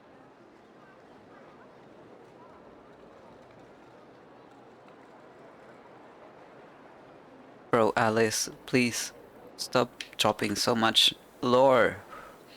I'm having to take screenshots every 2 seconds. The same logic applies to the present moon goddess, too. Consider her existence so far. Her comrades in the Fatui called her Damselette. And she was worshipped as Kutar by the Frost Moon Scions. But these connections have now been severed, whether by her hand or yours. So, the rationale that once sustained her existence is now gone. Wait, we did that to her? Oh, well, strictly speaking, yes. But let's not start pointing fingers, shall we? I'll only end up as the big bad villain, and that's not the kind of final boss I want to be. You're making light of this. Hopefully that means you have a plan. Of course I do. I'm only the greatest mage in the whole entire world. Now, if you wish to find your moon goddess, there are 2 problems we need to solve. Firstly, we'll need to strengthen the connection between her and Teyvat, at least enough to sustain her until Moon Prayer Night. Strengthen her connection? But does that mean I'll have to rally all the Frost Moon faithful behind this? I'm afraid a bygone faith and a former home won't be of any help to her now. Do you know her name? Her name? Yes. Names are very important things. A name is a fundamental concept that anchors one's entire existence. Another screenshot. I asked her once, but she said that she didn't know. Then your first job is to find it. As a moon goddess, I'm sure she must have a name she identifies with.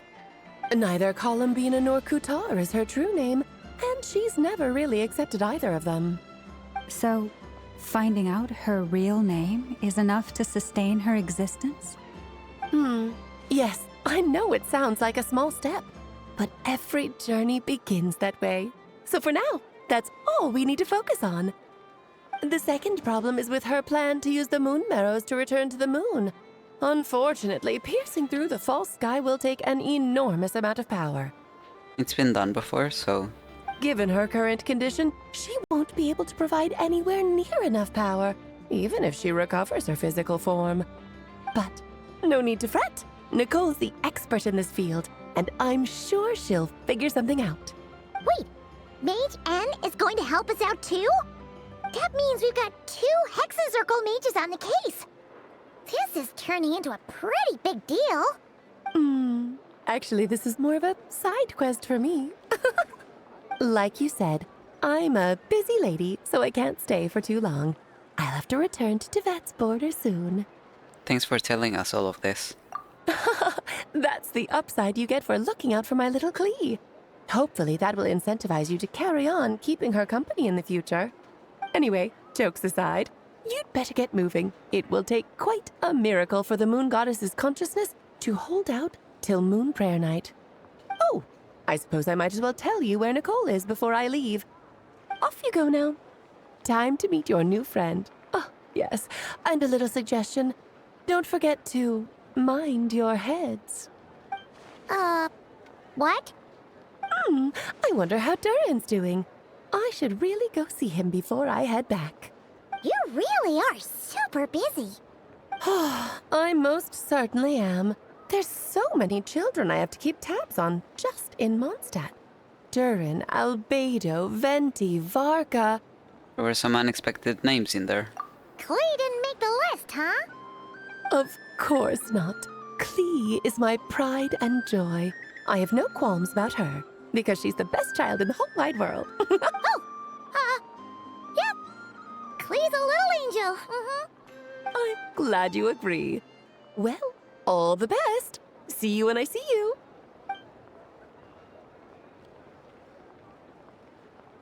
She left in a hurry. Yeah, she didn't pack up her stall. Should we handle it for her? I doubt that's necessary. A mage of her abilities doesn't need our help. I must say, I'm now very curious about her daughter. Klee, wasn't it? What's she like? That's She's a menace. a long story. Come on, we'll fill you in as we go.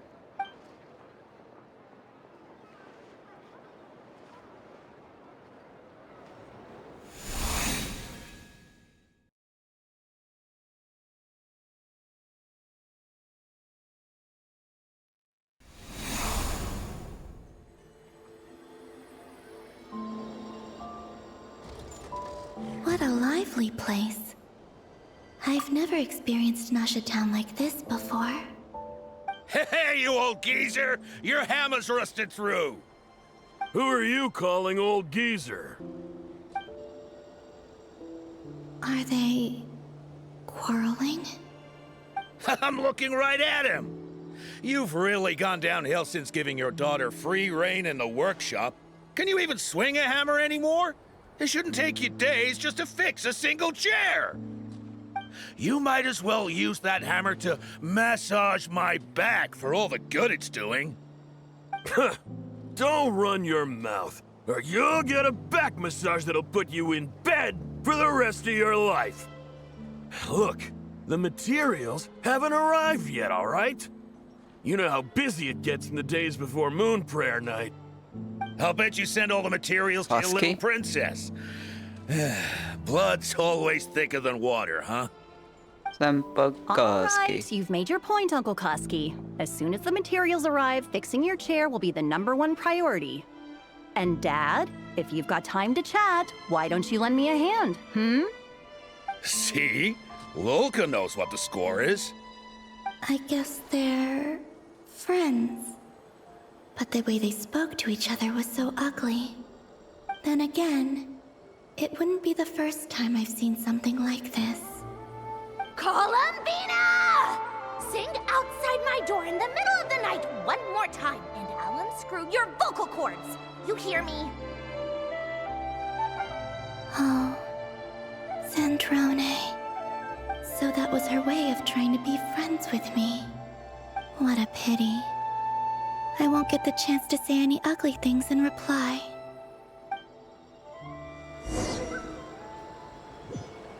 Maybe that's for the best. I don't think you understood what was going on.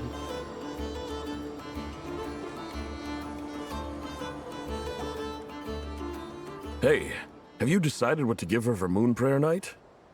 I sure have. She's gonna get the surprise of her life when she's least expecting it. Then I'll whip out the ring and pop the question. The surprise of her life. What a fun turn of phrase. Cool, I get the picture. You can spare me the gushy details. Ooh, looks like we have a customer. Hello there, ma'am. Would you like some Moon Prayer Night candy? Huh? Is he talking to me? Can he see me? Here you go. Oh.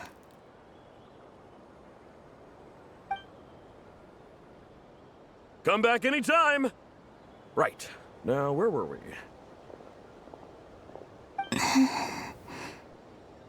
I don't know why, but I still held out hope. It's so fucking sad. Stop. The most important thing right now is to find that mage. This name thing seems super important too, but where do we even start looking? I'd better go pay the Fatui a visit.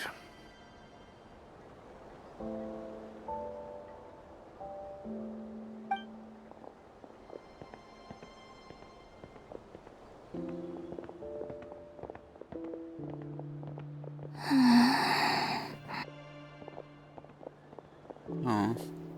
I was hoping that we'd be able to recognize that she's there. Oh no, she looks so sad.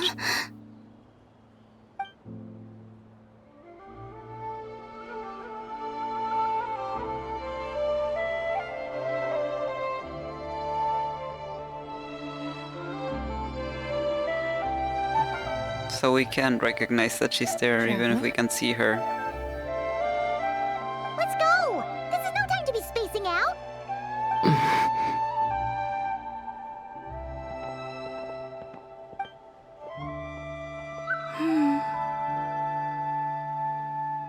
I hope that gives her some hope. Yes, come with us. Yay. Maybe it's not so bad just quietly staying by their side like this.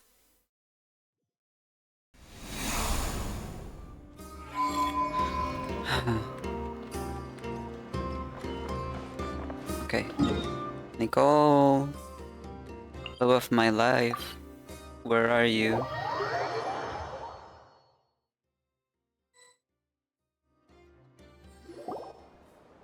Where are they going? They mentioned a mage and... a name? So, Mr. Varka, are you acquainted with this Nicole? Or should I call her Mage N? Ah, not really. We've never met, though she has come up in conversation. From what I've gathered, Alice kinda took Nicole under her wing. Taught her how to speak in a more ladylike fashion, that kind of thing. Huh.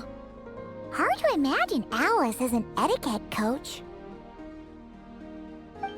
Yeah, Alice is a larger-than-life personality, I'll give you that. But then again, that's why she's able to draw such an eclectic mix of people into her inner circle. If I remember correctly, being an interesting person is actually one of her main entry requirements. So, if you ever wanted to join the Hexenzirkel, I'm sure you'd both be eligible to apply. Hey! Don't go around making promises on Alice's behalf! I wouldn't dare. I'm just trying to paint a picture of the Hexenzirkel for you. Okay, sure. Anyway, since none of us have ever met Nicole, how are we supposed to find her? We can't just go up to every woman in sight and ask, "Hey, are you Nicole?" Maybe something she's wearing will give it away? Like, a wind plume pinned to her chest or something. Why would she be wearing a wind plume? Alice never said Nicole was from Mondstadt. Oh, true. What about a tea set? I recall that each mage has their own cup. That would be... this young lady, then?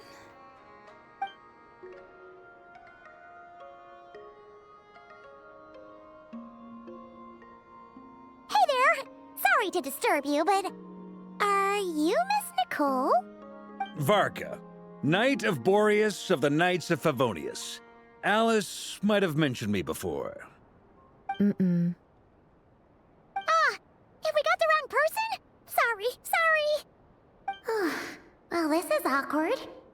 When I shook my head, I meant, no, Alice hasn't mentioned you before. Huh? Where is this voice coming from? My apologies. For certain reasons, I am unable to speak. This is the only way I can communicate with you.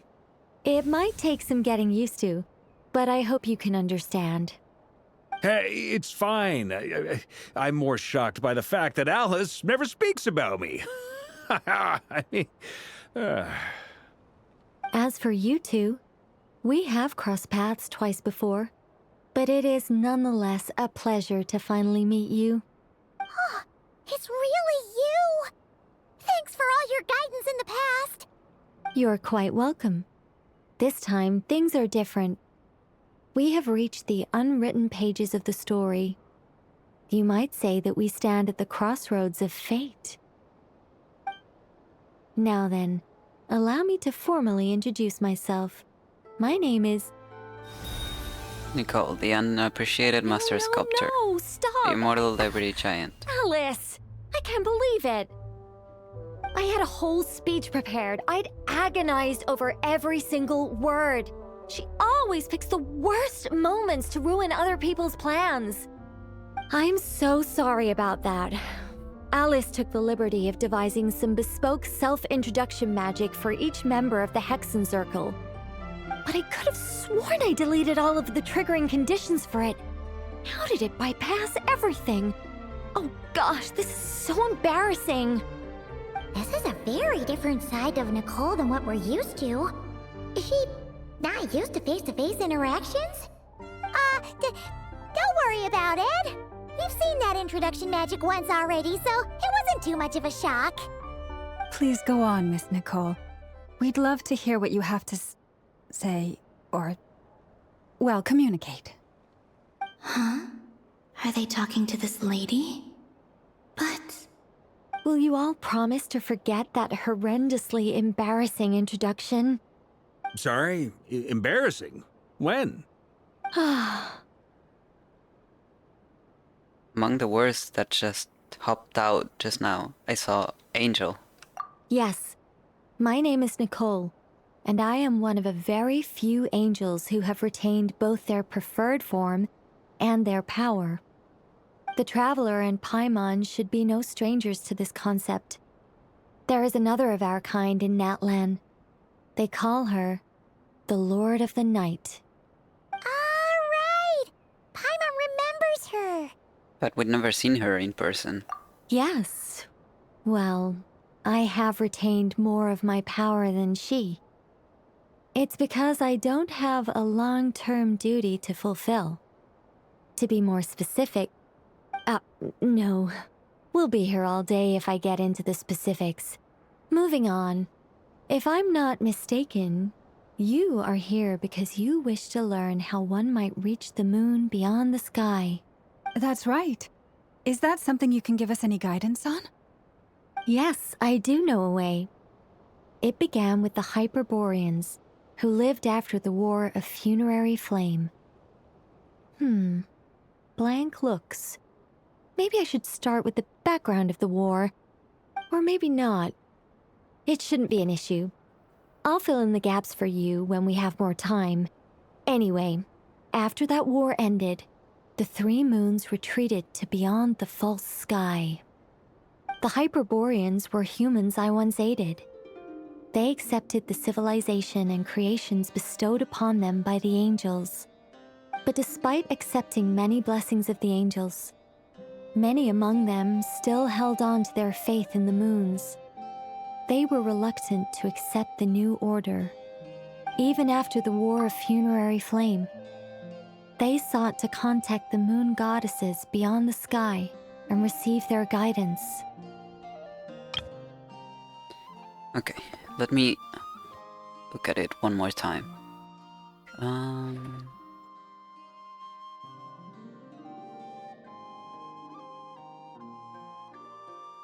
After the war ended, the three moons retreated to beyond the false sky. Okay, let me write that down.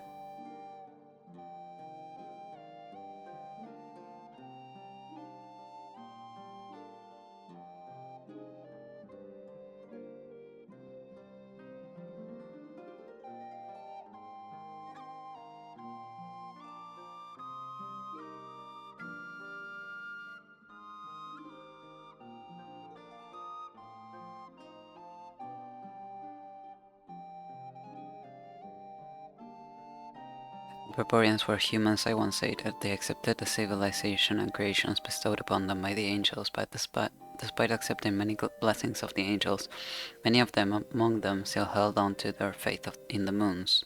They were reluctant to accept the new order. Even after the War of Funerary Flame, they sought to contact the moon goddesses beyond the sky and receive their guidance. But all three had passed away by that point. This mage has a unique method of communicating. Is she talking about the moons? Yes, but they did not know. And so, still they prayed for the moon goddess's mercy. After building titanic structures that consumed vast amounts of Kuvaki, at last they glimpsed the moons and heard their voices. But of course, they were gravely disappointed. For it was then that they realized the three moon goddesses were dead. Oh, that's such a sad story. It is. Humanity was in a very sorry state at that time. The angels who had once aided them were gone, and the War of Funerary Flames had left them homeless and destitute. Just a second, I gotta ask. How relevant is all this history to the task at hand? Well, I mean, it's... Okay, it seems we've drifted into irrelevant narrative waters. It's been a while since I've had the chance to speak inside someone's head. As soon as I got started, I lost control, and the words just flowed out like a waterfall. What I'm trying to say is... Right, yes, that's it. The relevant part is the ritual created by the Hyperboreans. The fact that they bypassed the false sky and saw the true moons implies that they successfully built a connection between Teyvat and the outside world. Which means, with enough Kuvaki and a sufficiently stable connection, it should be feasible to send one person over the border.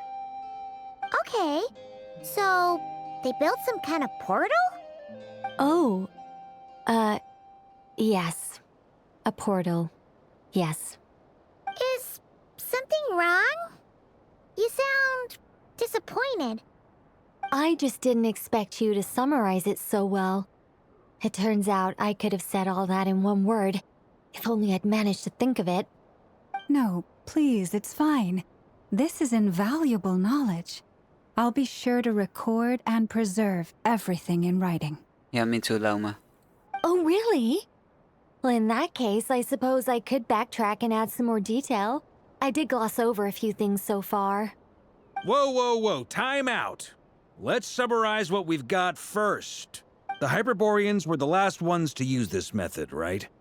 So we somehow need to find whatever structure they built and make sure there's enough Kuvaki to power it up. Luckily, we have the moon marrow of both the eternal and iridescent moons, so we're all good for Kuvaki. Which means the key issue we need to focus on is finding the place. Am I right so far? Yes. Although I expect the structure is long gone by now. That said, what if we could take advantage of the phantoms to travel back to a time when it still existed? Well, travel back isn't quite accurate. It's more like we'd be creating a handshake between 2 points in space-time. We wouldn't even have to pick a time when it still existed.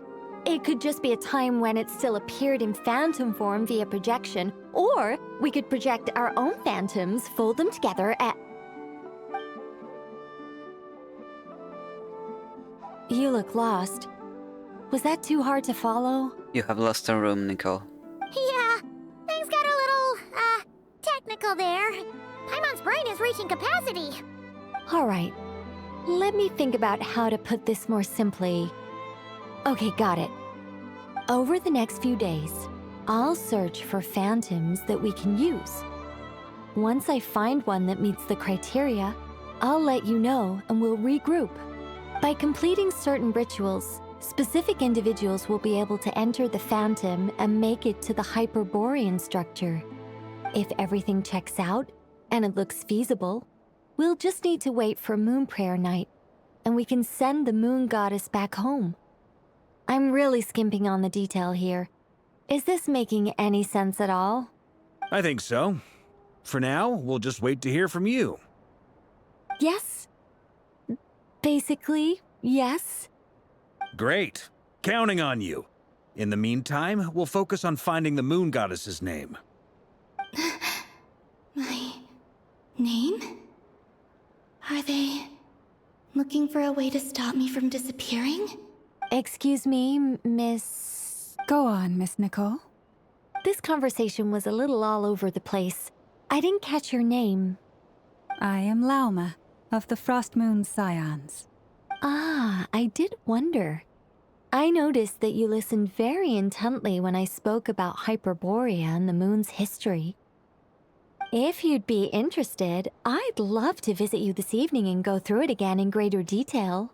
Also, Can I go too, if please? you were serious about making a record, it would be too risky to simply write down the raw details as is. I would suggest some tweaks. Maybe rewrite the stories as fairy tales or fables, perhaps even prayers. Anyway, we can cross that bridge when we come to it. So, see you later then? Oh, and no need to prepare anything. Just a cup of tea will do.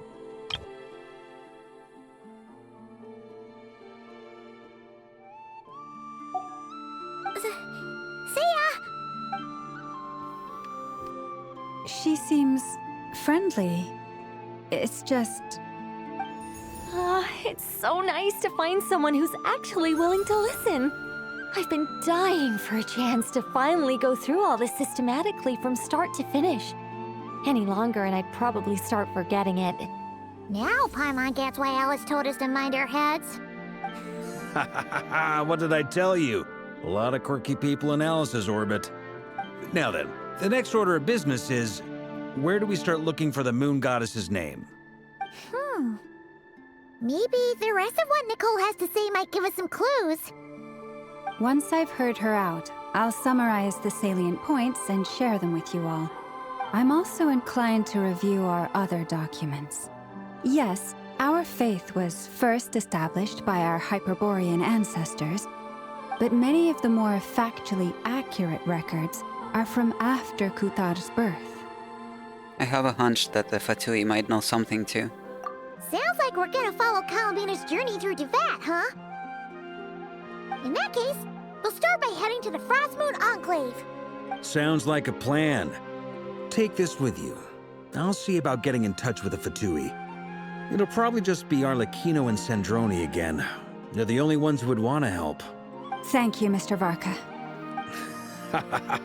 Don't mention it. Honestly, I'm more comfortable dealing with the Fatui than prying into the details of a young lady's childhood. Catch you later. I should follow them, just in case there's some way that I can help. Who are you gonna follow?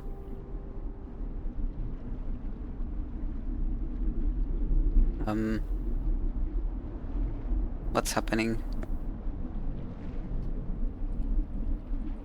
Hello? Hello?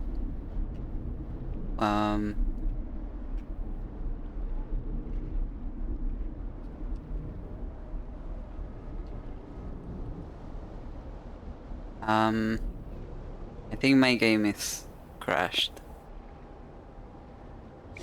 Oh, shoo. Thank God. That was scary.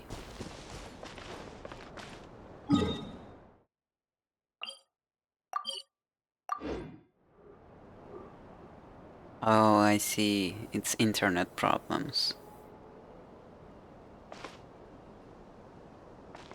But it does seem like my stream is fine. Probably just the servers.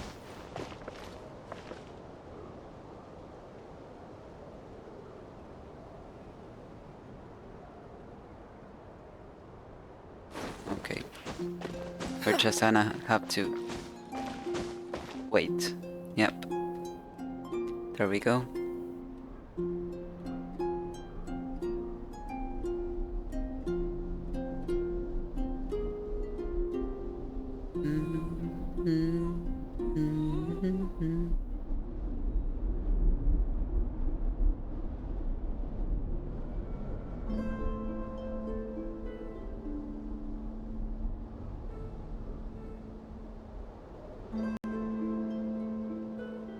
Come on, brother. You're taking a long time.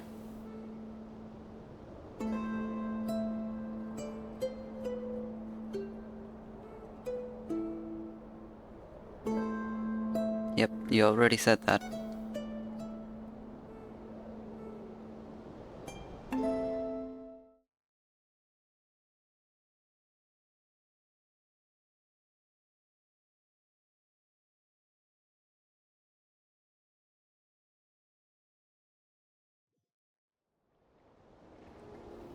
Okay.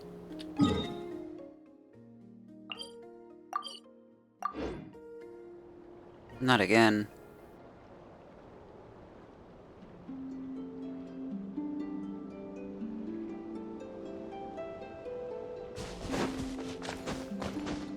Squall Fury! Quit following me.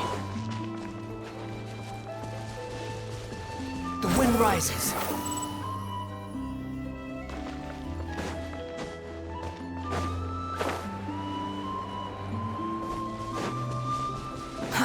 Too slow. Squall Fury! Okay, A while I win. ago, I took the time to organize all documents in our possession that pertain to Kuthar. What you see here is the material I consider reliable.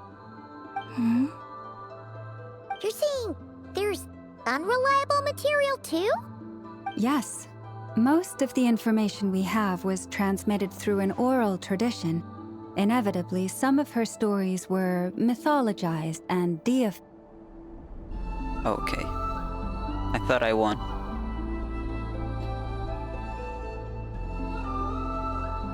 There's no choice but to wait, I guess.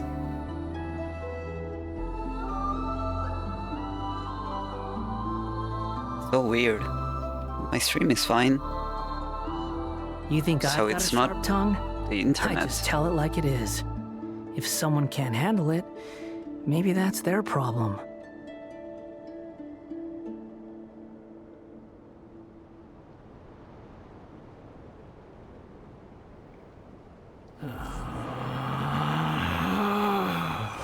Relax.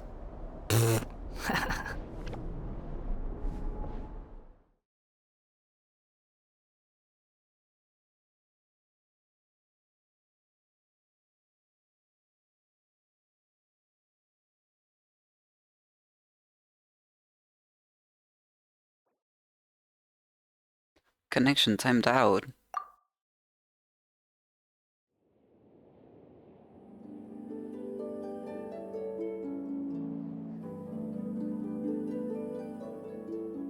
Just in case, let me put on this screen. In case it asks me for my credentials.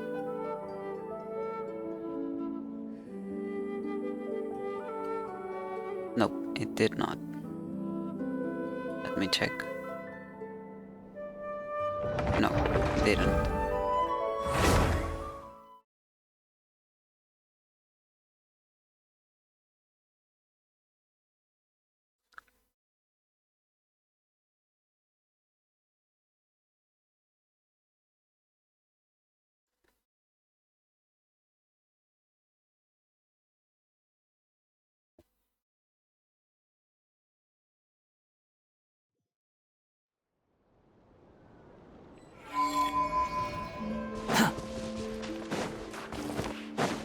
The wind rises. Actually.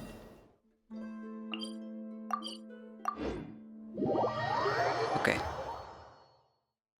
It's at least working. My pin is still extremely high. Ping. But A while ago, You're seeing... Yes. There's no sense seeking answers in history unless we can ensure the veracity of the historical record. Makes sense. Alright, let's take a look through. clear and concise would be one way to describe the writing style of these historical records, but you could just as easily describe them as terse and dry. And since Lauma already knows the material like the back of her hand, the quest to find any new information in this text is a tough going. Almost all these records refer to Kutar instead of Columbina. Although neither of those is her real name. Paimon's not sure what point she's trying to make. What we can gather from these records is that the Frost Moon Scions worshipped her as a god, placing impossible expectations upon her. I cannot fault them for their earnest faith, but for all their devotion, worshipping her day in, day out changed nothing. I imagine that none of it resonated with Columbina. It wouldn't surprise me if, even back then, she had already begun to reject the name Kutar and everything it represented. Lauma speaks the truth. When I heard them call upon Kutar with hope and expectation in their voices, they may as well have been calling upon somebody else. When you were organizing this text, what criteria did you use? Well, that's a bit complicated. I looked at the level of detail, perceived authenticity, prose style, and how realistic their portrayal of Kutar seemed to be. Amongst the Frost Moon Scions of today, only I know of her existence, and I alone have spoken to her face to face. As such, I know that there are certain things she simply would never do. That being said, I have sensed some changes in her lately. Changes? Me? Seems like this is getting us nowhere. For what it's worth, why don't we check the unreliable sources too? Sure. Give me a moment.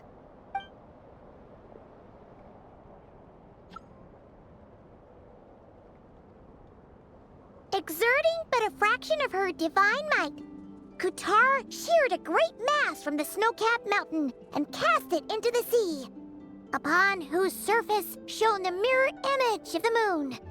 Thus was formed the island of Hisi. Yeah, right. That doesn't even begin to pass the sniff test. The 3 moons are naught but lies through and through. Only one moon has ever shone for us, and Kutar is her name. The subjectivity is strong in this one. We've heard something like this before in Natlan. The vast majority of ancient texts are filled with fanciful tales like these. I trust you understand my criteria a little better now. Kutar did not speak, merely gazing into the distance in silence. And where her gaze landed, this was her prophecy. Clearly, whoever wrote this text never even met. Bruh. What's happening? Oh god. A while ago.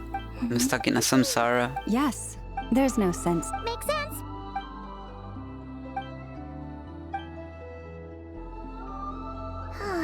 What we can gather, I cannot fault. I imagine it wouldn't surprise. Lama speaks. When I heard them. Well, and how amongst the that being said. Changes? Seems like. Sure.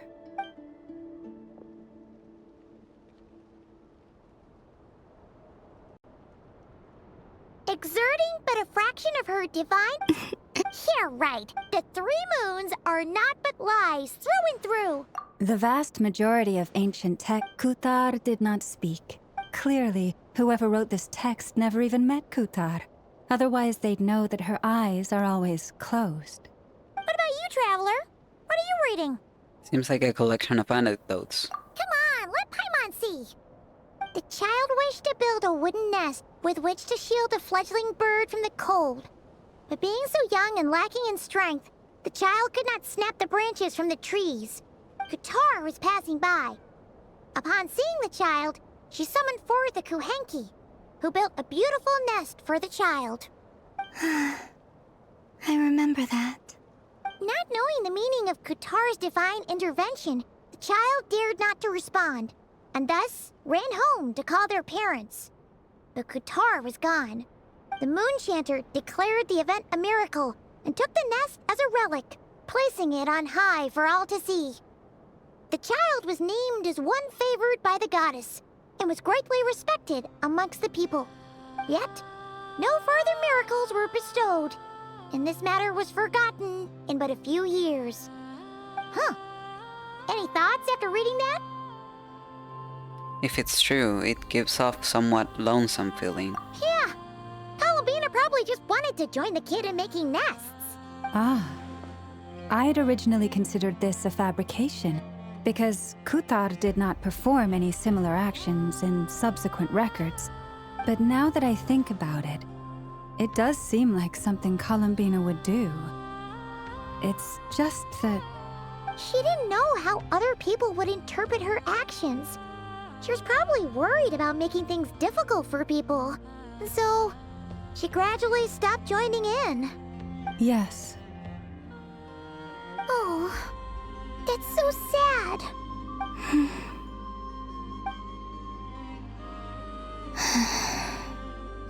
And now, I can make no such gestures of warmth, even if I want to.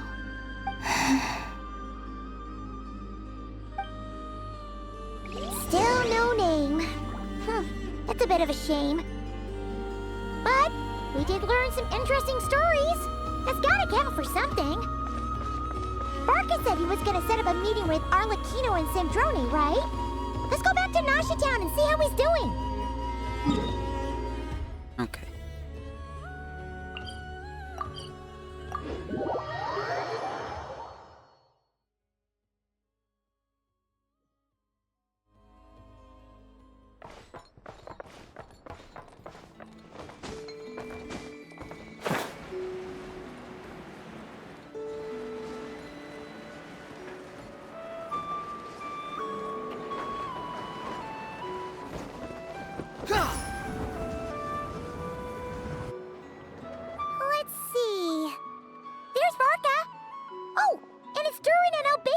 too! Talk about coincidences. We meet again. Yeah, this is pretty much the same place we bumped into each other last time.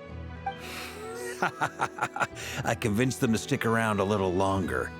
We were all waiting on people, so I figured having a little company would help pass the time.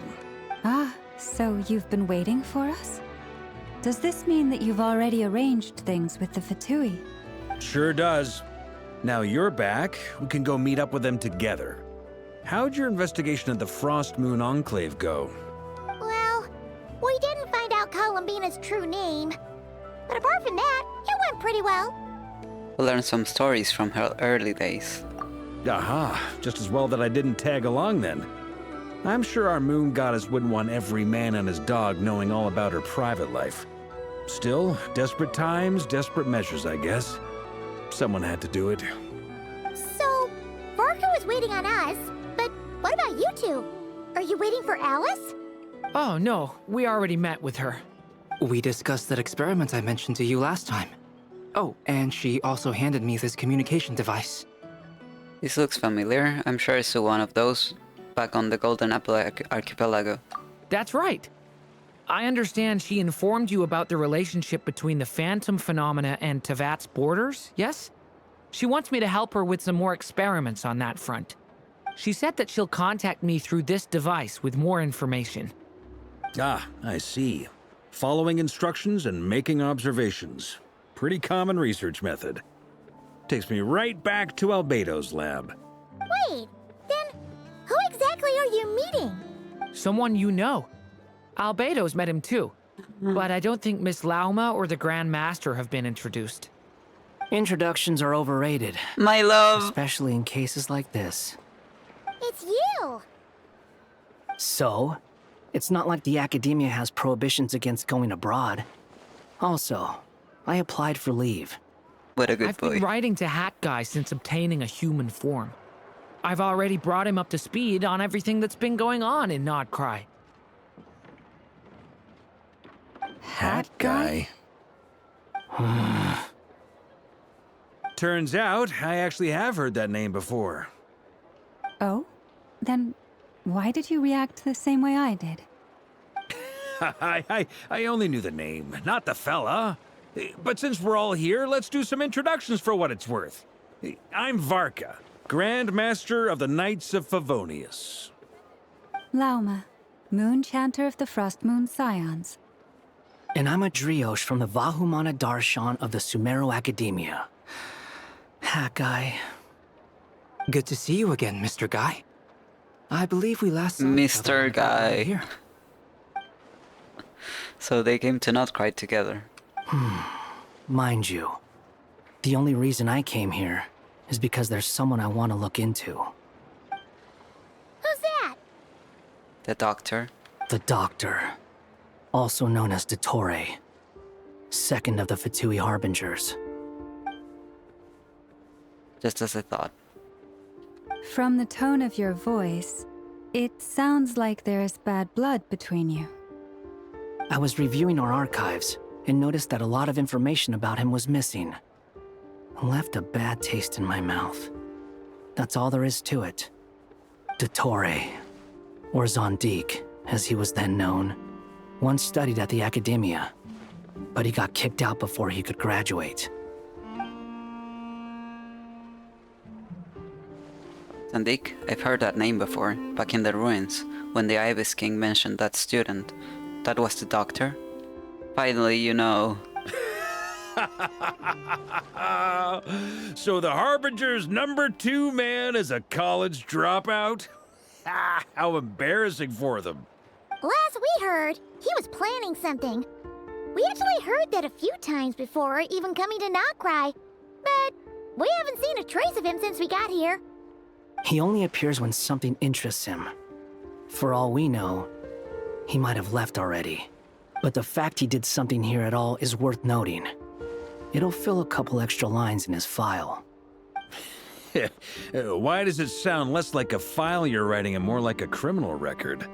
Anyway, we were just about to meet 2 of the other Harbingers. Want to come along? You might learn a thing or two about him there. Sure. Even though they're Harbingers, well, They're old acquaintances of ours, so, you know, when you talk to them, try to be... I got it. The Frostmoon Scion's relations with the Fatui remain tense. Forgive me if I do not attend. In that case, we'll continue assisting Miss Alice with her experiments. Good stuff. Everyone's having a fruitful time. All right, we better get going. I'll lead the way.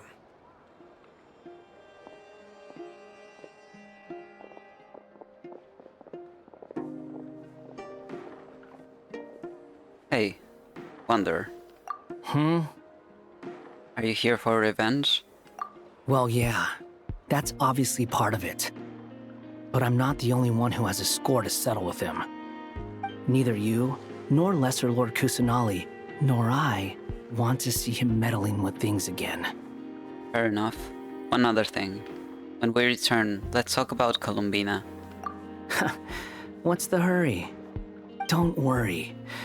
Pigeons always know which way home is.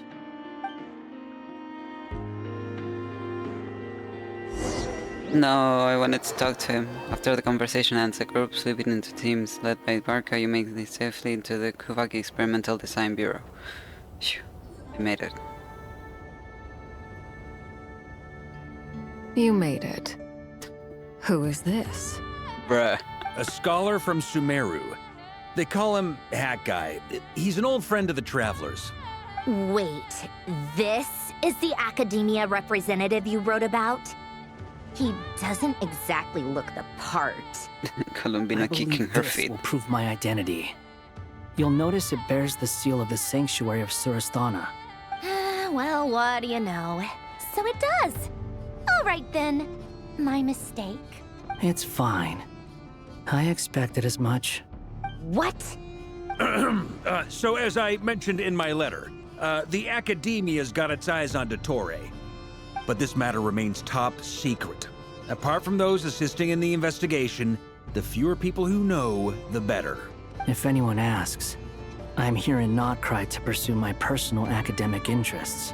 Gotta say, Barca, you did pretty well to keep all this under wraps for so long. Sounds like you got in touch with the Academia about this way back. you flatter me. You're all harbingers. What reason would you have to disclose information about Dottore? Where do I even start?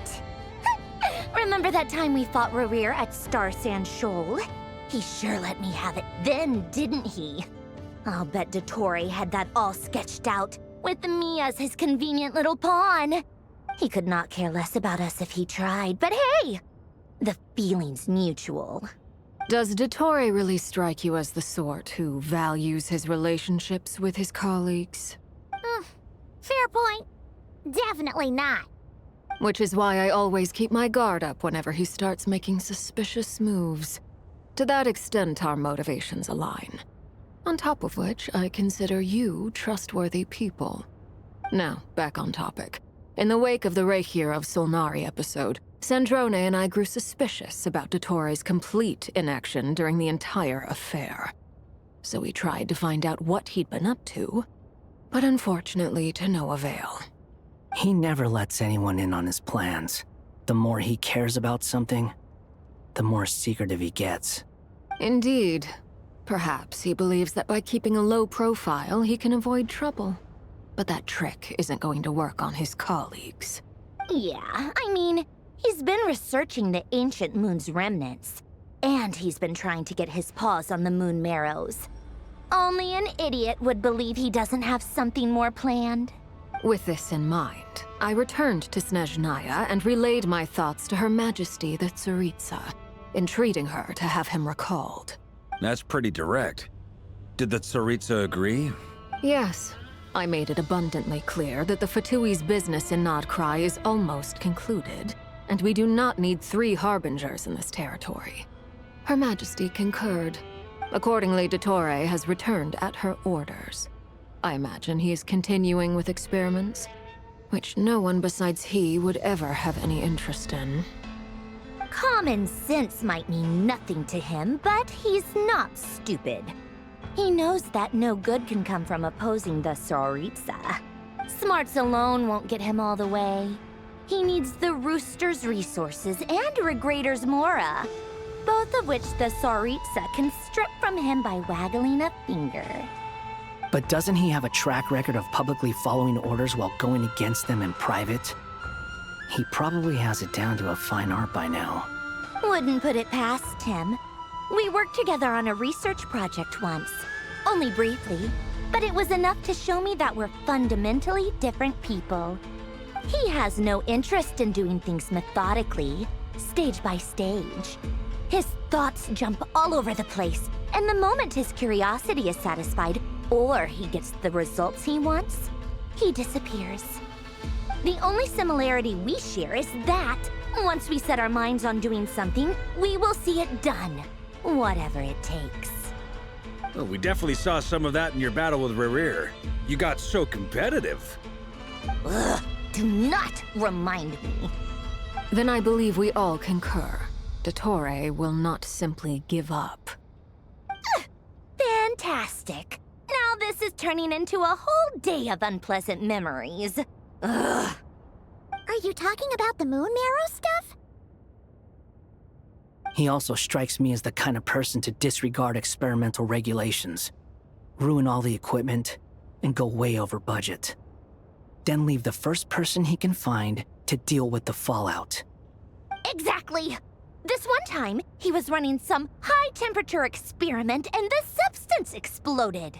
But does he care? No. He orders his subordinates to open the device so he can observe the results, which causes the gas inside to leak out. That gas was poisonous! If I hadn't been there, who knows how many people might have died. And after all that, he left while I was still cleaning up after his mess. What a waste of time, he said. Waste of time? The nerve! He wasted my time! You've been bottling that up for a while, huh? Hat guy, I must say, you seem awfully familiar with internal Fatui affairs. Especially when it comes to Dottore. Thank you, Lady Harbingers, for providing such valuable information. I have no other questions for now, so I'll be on my way. Wait, what? You're just gonna leave? You're welcome to join if you want. Ugh. Just when Paimon thought he'd finally mellowed out. He makes quite the impression. I'll say. I've met tons of headstrong people, but not many of them would join me in bad-mouthing Dottore. Anyway, back to the main agenda. Barca, you said that Columbina has gone missing? Or rather, disappeared. Yeah. We're working on building a connection between her and this world. The simplest method is to find out her real name. I've actually asked her that question before, but she said she didn't know. Considering our relationship, I doubt she was lying to me. She could have just given you a pseudonym. What did she do while she was with the Fatui? As far as I recall, she was never dispatched by Her Majesty to claim a gnosis or anything like that. The Tsaritsa's plans had long contained a place specifically for her. I always thought that was weird. What could she do that the rest of us couldn't? Knowing what we do now, it's probably something related to Kavaki, right? More than likely. When she first arrived, Columbina would often go to Her Majesty and ask when she could start the task assigned to her. But Her Majesty always gave the same reply. The time has not yet come. So she spent her days in Snezhnaya doing basically nothing. The Tsaritsa has summoned a beautiful blind maiden to be a harbinger, giving her the third seat by virtue only of her enchanting voice. It was a dumb and stupid rumor, but the reality of the situation made it hard to refute. And what happened after that? I imagine she stopped caring. She no longer seemed to care why she had been recruited, and Her Majesty never gave her any missions. So she just continued to sing in the flower garden. For my part, I was busy. so busy, in fact, that watching someone be that idle had me fuming. But still, I got the sense that she had long been used to a life of other people claiming she was needed when she wasn't. I just felt that having a place to stay would cost me something eventually. And so I waited quietly for the day that I would have to pay the price. And on the other end of that spectrum, you had me. Someone once told me that I had the lousiest work and the toughest luck. That's a good way of putting it. I forget who said it, but those words have always stuck with me. Sounds like something Wanderer would say, no wonder. But you've done your job exceptionally well all this time. Because at heart, you are a conscientious person. Thanks for telling us all this. What is it? Something come to mind? It's nothing. I'm just even more eager to learn her name now. I want to shout it to her from the rooftops. That makes sense. Nothing screams you are needed like your name shouted from across the town. Well, good luck with it. But if you ask me, Colambina is still the most shoutable name. I'm just so used to it now. After all the arguments we've had, I can't be bothered trying to remember another name for her. Nor I. Sandrone. Harlequino. You chat further about interesting moments from Colambina's past. Huh! Sealy. It's a Sealy! Does that mean Nicole has news for us? Ladies, I thank you for your hospitality. If the chance ever comes up, I definitely owe you both a drink sometime. I'm sure it will. You can make your own way out. Heck, you've been here enough times, you probably know your way around better than I do. Take care, everyone. We'll be in touch if the situation changes. Okay! Time to do what adventurers do best. Follow that Sealy! Interesting. Tyrion.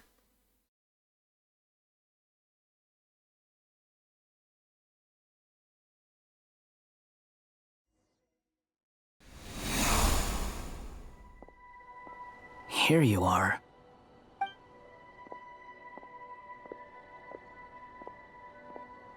Oh, that guy. How come you're back so soon? Did things go all right with the Fatui?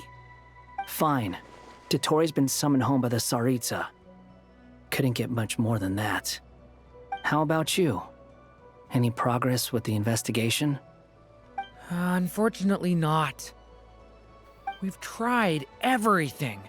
Different phantoms, different locations, different points in history.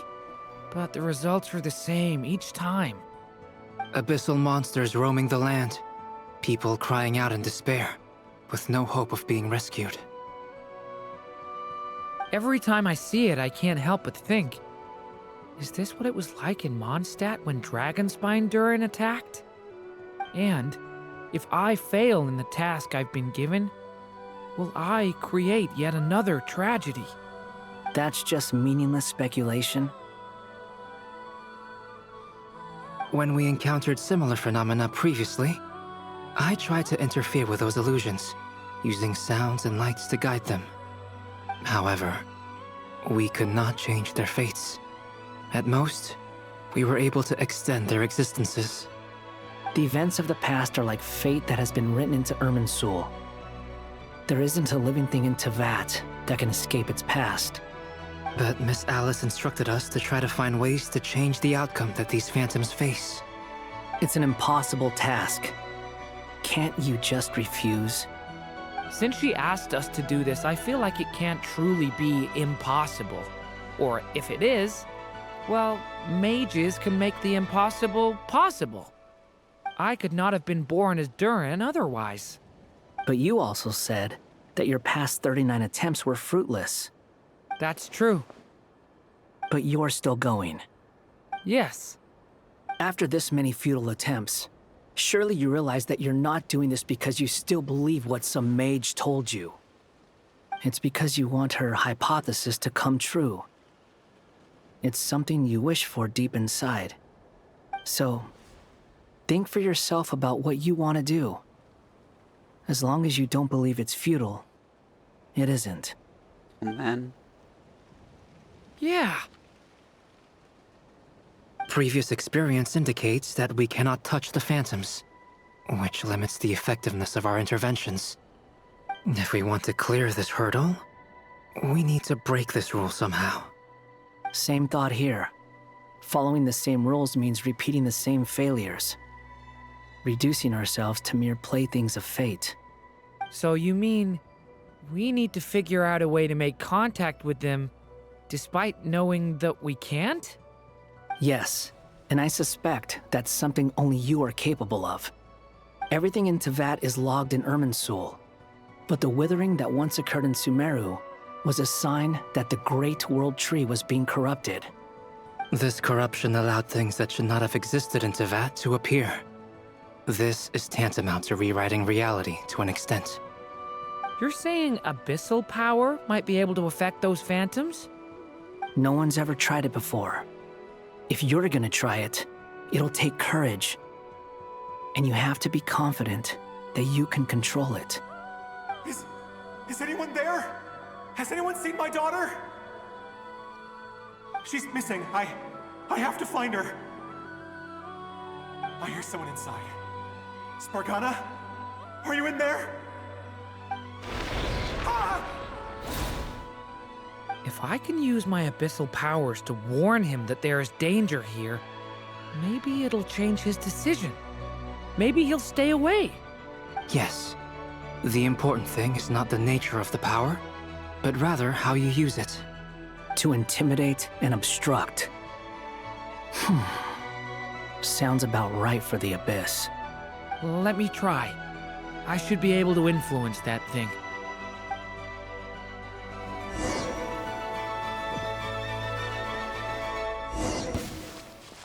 Have you seen a little girl? I have not. What? This isn't the time for that! Just run!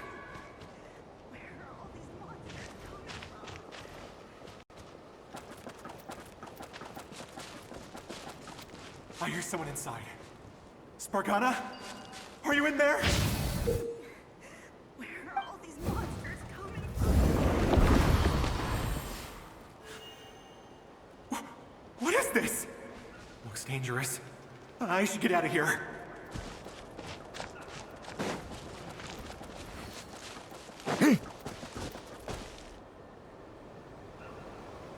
He really left. Ha! We did it! Don't celebrate too soon. Follow him. See what he does next.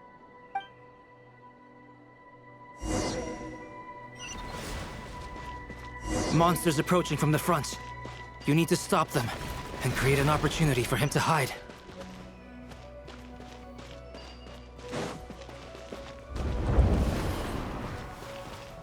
No! There's monsters ahead!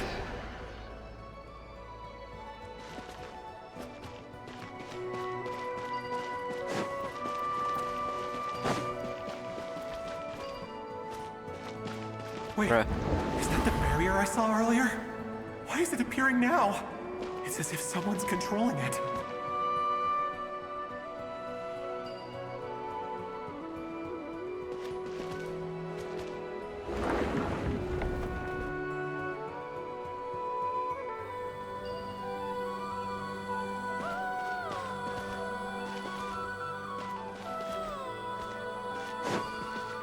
Are you gonna move, my dude? You cannot go this way.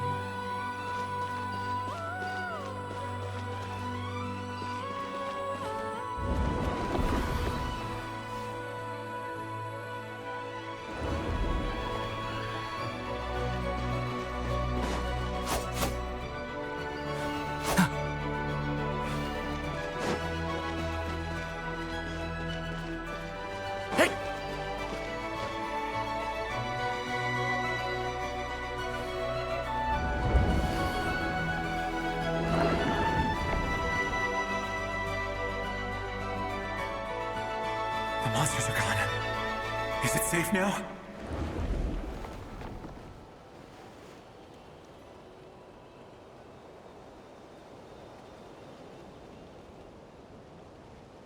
barrier's gone too. How odd. Anyway, I guess I'll keep going. Quickly, let's keep up.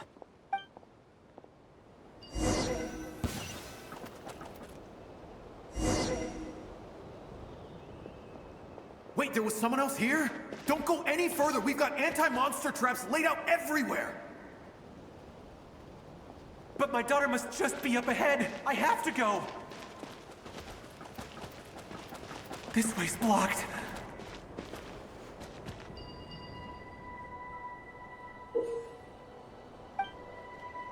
We might be able to use the explosives over there, but we need to take care not to hurt him.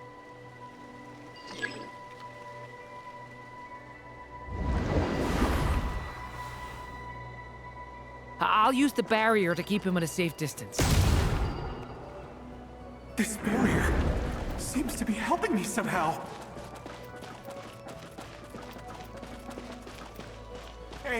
Hey, wake up! Oh, no good. Gotta keep moving ahead.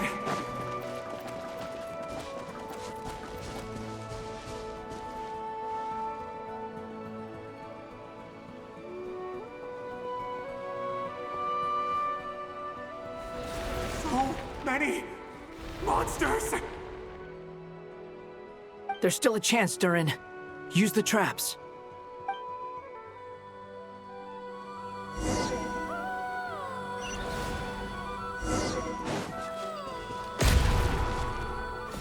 Fuck.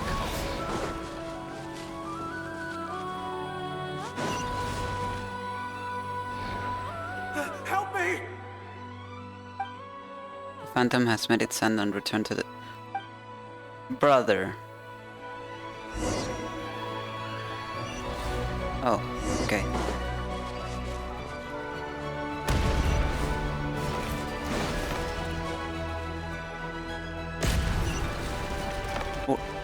What? Oh, okay.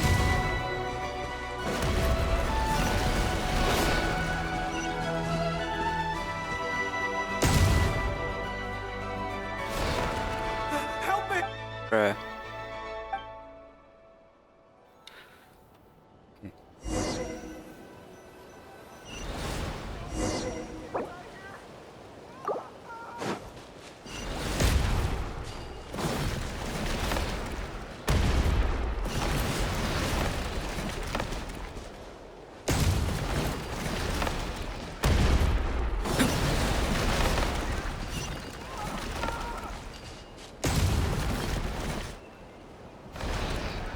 Help me!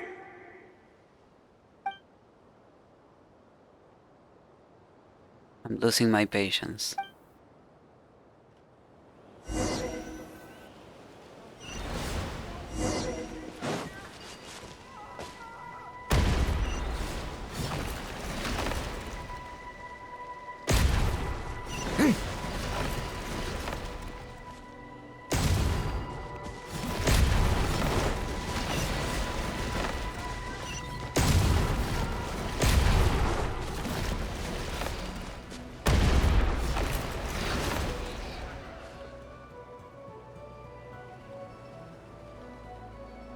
This is a new development. I've never seen this happen before.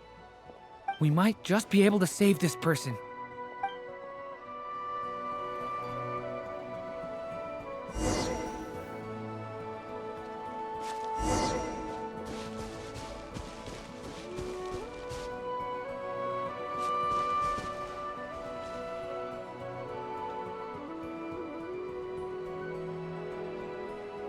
Hello there. Have you seen my daughter? Spargana's her name. She's carrying a large backpack. Get out while you still can, you fool. You won't find any survivors here. But I can't just leave her here. She must be so scared right now. Sorry. Wish I could help, but I haven't seen her. You'll just have to keep looking. Okay, thank you. If I do find her, I'll get her to shelter and come back for you. Don't bother. I've got nowhere left to go. What's that noise? Monster! No, if he goes inside, he'll be walking into a trap. Let's try this once more. This time, we have to stop him. The rescue has reached a dead end. All that can be done is to wait for another chance.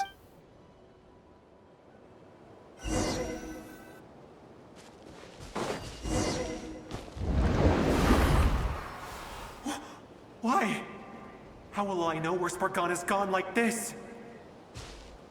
You just have to trust me. I'll trust this strange barrier. It's gotten me this far after all. Good.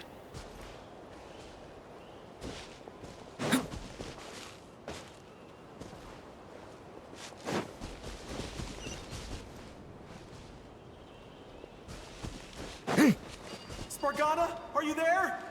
What? Hey, let us out!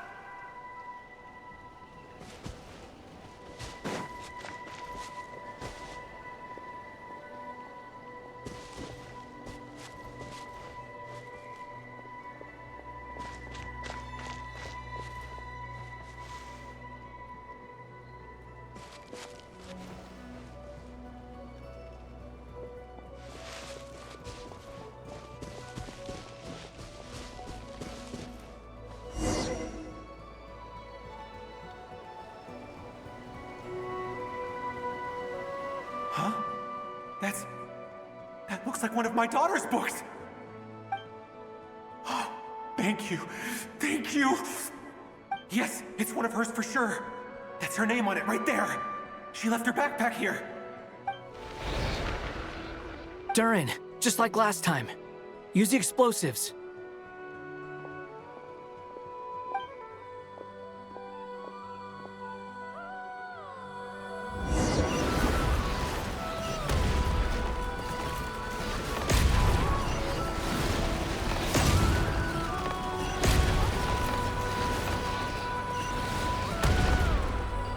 Fuck.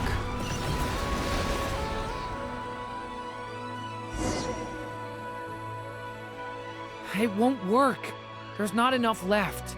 If he makes it in, he'll die. But then, this clue could be the key to him finding his daughter. It might not be the only one.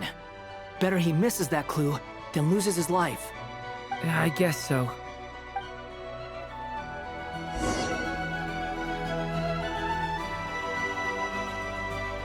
Stop him, Durin. We can't let him get any further in.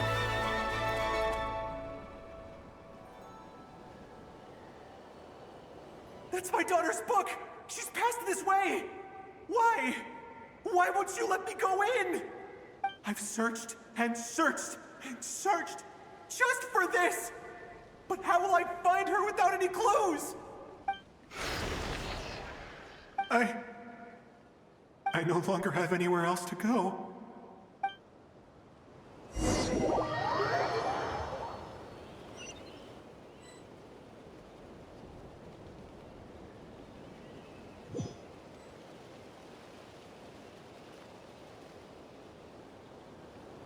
I'm sorry.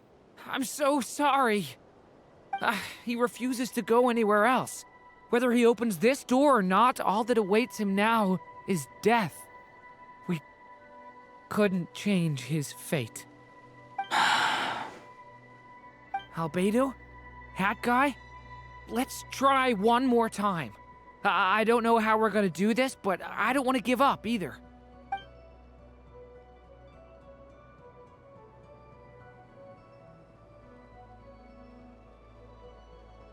Why am I here? What's going on? All these scenes running through my head. Where are they from? Huh? What's going on? His reactions have changed. How many times have I... What's happening to me? Huh? Wait. Who are you? What? You can see us now? I feel like I always could, but that I only just realized you were there. I'm sorry, I don't know how to describe what I'm feeling.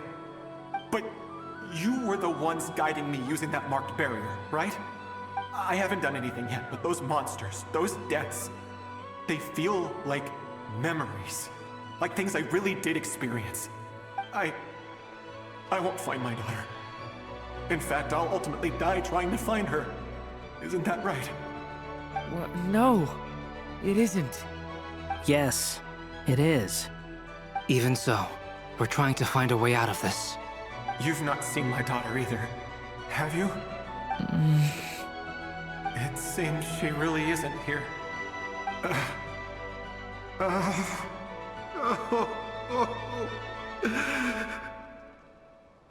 I'm sorry we couldn't help you.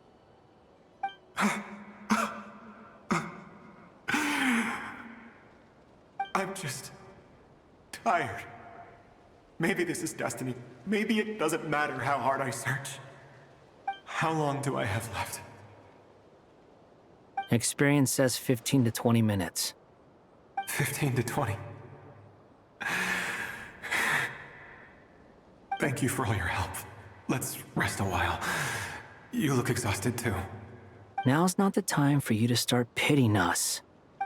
It's not pity. I'm just realizing that I've only got 10 or so minutes left. You know?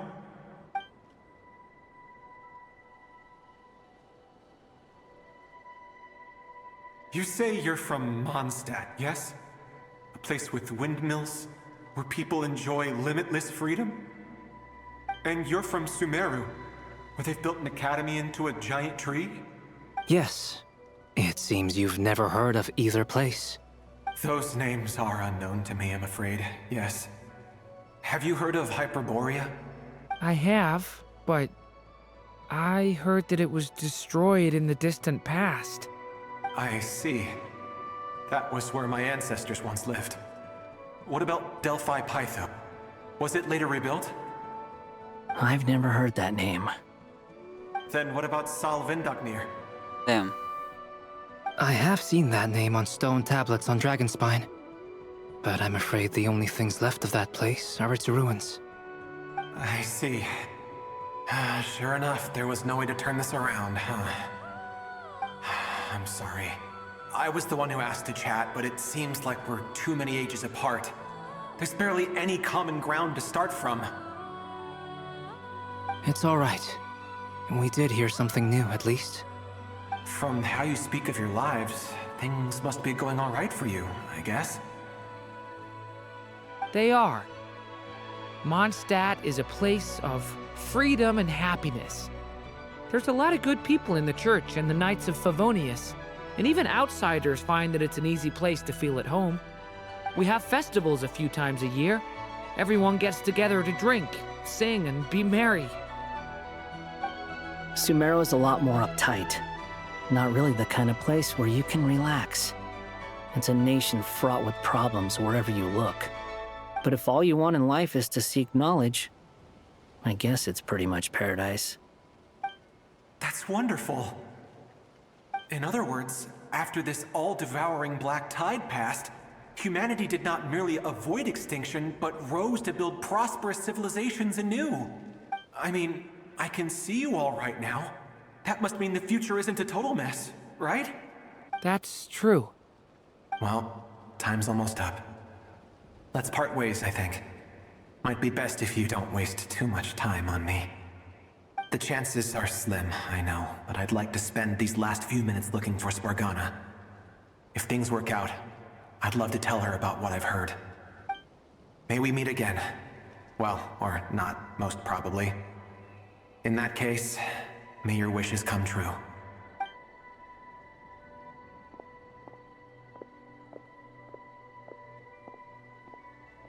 That's so interesting. He's gone. In a few minutes, he will meet the end that was his to begin with. The ending of this tale did not change, but I believe that we've just made the most progress we have yet. Agreed. May your wishes come true.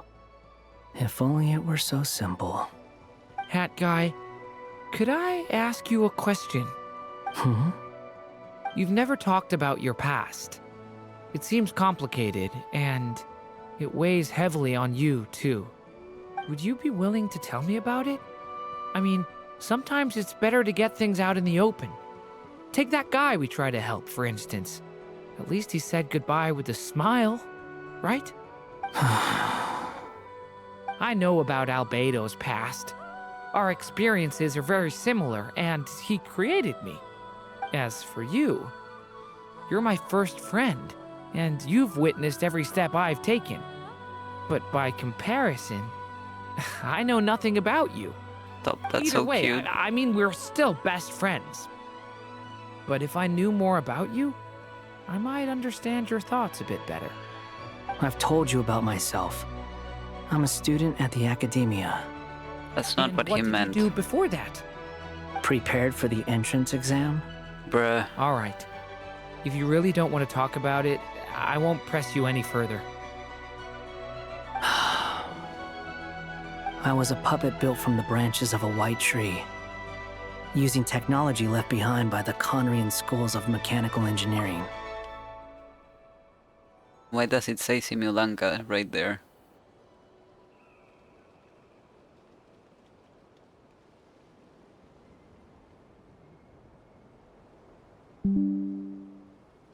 A white tree? You mean an Irminsul tree? Yes, a branch of Irminsul that was once connected to the main tree. So you had a human creator too? Yes. Well, not human. But my creator abandoned me after deciding that I was a failure. After that,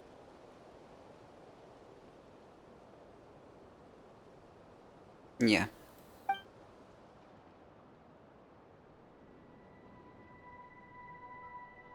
Durin. Resisting the influence of the Abyss, suppressing the urge to destroy, trying to do the right thing. None of these things are easy. But no matter how hard they are, trying to rewrite past wrongs is far harder. You asked me if you would create a new tragedy if you failed. I told you there was no point speculating about that. But the real answer is, yes, you absolutely will. That guy. But at least you've got people here to help steer you away from the wrong path. So, just keep aiming towards the light. I will. I promise. All right, break time's over. Hello? Durin speaking. Hello, friends, it's me. What have you been up to, I'm detecting some unmistakable fluctuations here at the border. The amplitude isn't particularly high, but they're completely different signals from the ones before, and the scale is comparable to those I've detected previously. Alice, we were unable to save that person. However, he appears to have retained a portion of the memories gained through that cycle, and was able to hold a conversation with us. Actually, I just thought about it. What if that, with what we just experienced, is like a minuscule, like a mini reality? Like, because I mean, a time loop is somewhat what's been happening to Teyvat. So what if we're all in a time loop and no one has been able to break out of it? It's possible too. I see. Well, that is rather odd indeed. It definitely merits further attention. Could I trouble you to keep trying the same approach? I need to gather some more data. Counting on you. I should probably have Nicole come and check this out as well. Oh. Quite short. The first act. 3 hours. There you are. I was worried you might stop to collect treasure chests opened by the Seelie along the way. It would have taken you so much longer to get here. Another conversation I cannot hear. I am delighted to see that you understand what takes priority, and that your adventurer's instinct has not swayed your resolve. Really, I must applaud you for it. You should know. Paimon's head. Okay, I'll try and keep it short. My senses are telling me that this is where we shall find the entrance to the ruins. Oh, cool! Well, what are we waiting for? Let's open it up and see! Patience. This was a sanctuary of great importance to the Hyperboreans. A special process is required to open the gate. Oh! Like the place that housed the Eternal Moon's Marrow? Seems like the ancients were very fond of making tricky gate puzzles. Okay, so what's the plan? Need us to do anything? And just the short version, if you can. Ah. Alright then. I was planning to start with some background on the invention of these techniques. Are you sure you don't want to hear it? It's quite informative. Remember what you were saying about priorities? Fine. Simply put, we need 3 human representatives to successfully undergo a process of Kuvaki resonance. Think of it as a test from the 3 moon goddesses to see if the entrants are qualified, with the most recognizable qualification being Kuvaki. Pretty sure Lauma would ace that test. Oh, wait. But we need 3 people. I also have no doubt that the Moon Chanter would be qualified, but we would need 2 other people with the same constitution. Therefore, the most feasible method is not so much to follow the rules, but to figure out how the test functions and find a workaround. I've done some research, and it turns out the mechanism is rather crude. We'll simply need humans to stand before it who have sufficient Kuvaki energy within them. I'm with you so far. How do we get the Kuvaki in them? The easiest way would be transfusion. Take some Kuvaki from nod-krai's soil, put it into the bloodstream, and get it circulating in the body. Bruh. So we're going to cheat on the test? Precisely. There are other methods, but this is the simplest one. Cheating the system is much easier than trying to hide from it. Huh? Sorry? Does the idea of cheating upset you, Miss Lauma? No, that's not it. I suddenly had an idea. Oh, what is it? It's about Moon Prayer Night. I figured out a way for Kutar to join in the festivities. Huh? But as Paimon said, we need to have our priorities straight. Let's get back to the test. I'll follow. My bad. Okay. Anyway, is this really the best method we have? A Kuvaki transfusion sounds dangerous, no matter how you slice it. If you think that's dangerous, wait till you hear the other methods. I'd be more than happy to go through them if you'd like. There are several. No need, we're good. Let's go with this one. Very well. Kuvaki transfusion it is. Now, I should mention that the risks can be greater or lower depending on individual compatibility. It would be rash to simply infuse the Kuvaki and hope for the best. If the body rejects it, the reaction can be quite severe. The symptoms are similar to another condition that some people living here suffer from, known as congenital Kuvaki sensitivity. So, before we execute our plan, I will perform a simple test of my own to see who is compatible and who is not. Once that is done, we will have to complete the resonance process as rapidly as possible. The participants must remain stationary while the Kuvaki circulates and bonds with them, and they mustn't eat or drink anything. What? No eating or drinking? That's some hardcore fasting. They'll all be monks by the time they're through. How long will they have to keep that up? 3 days. What? You're gonna die. Oh, it's so long! And we still need to find 2 more people who are not just compatible, but also willing to volunteer. Fasting? What are they talking about? I'm willing to volunteer. Really? Don't you want to think this through? Haha, count me in too. 3 days without food? I can handle that. Yeah, without food, sure, but without drinking, you'll die. Miss Nicole has made it clear that this is the easiest way. The way I see it, there's nothing else to discuss. It's time to step up. Compared to having Columbina disappear completely, fasting for a few days is nothing. Yeah, you're right. In that case, Paimon volunteers to be Captain of Logistics. She'll keep the fires lit and grab some spare clothes to keep you comfortable. Good work, Paimon. Then we'll start with you first, Traveler. Please step forward.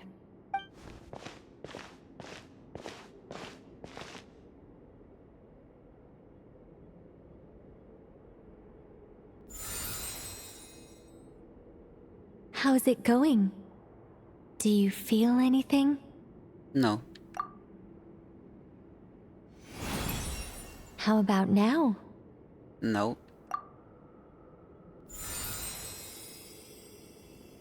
And now? Still nothing.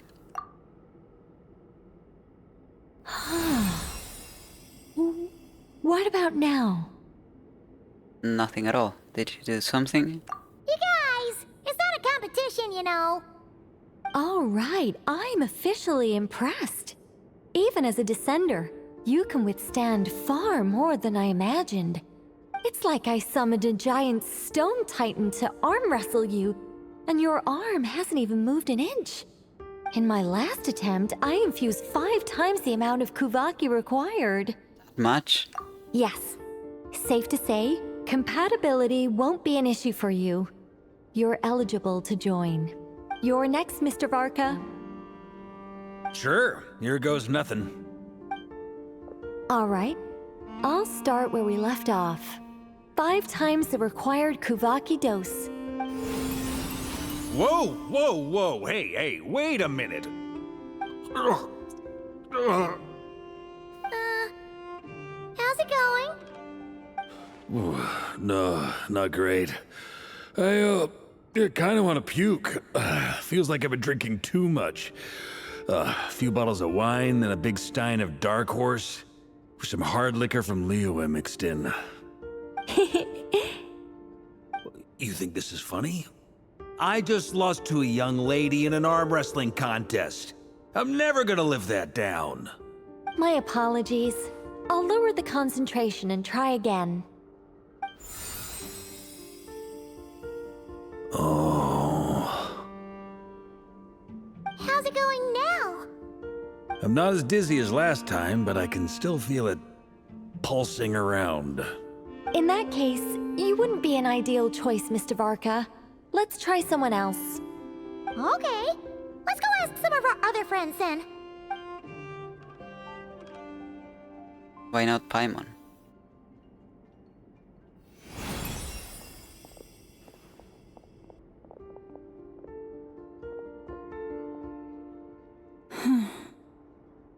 No surprises here, Miss Moonchanter. You're perfectly compatible. You may join.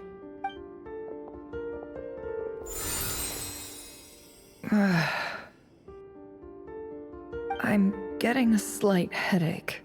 Shame. You were so close. Whoa!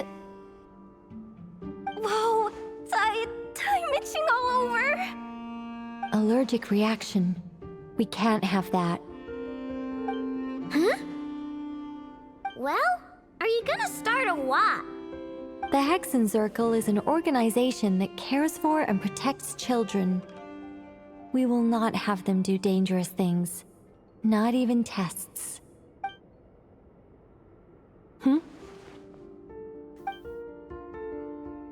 Is something the matter? The candidates have to be human. I guess that rules me out too. Huh. Everyone except the Moonchanter got beaten. Guess I don't need to feel so bad after all. I mean, looks like this isn't gonna be as easy as we thought.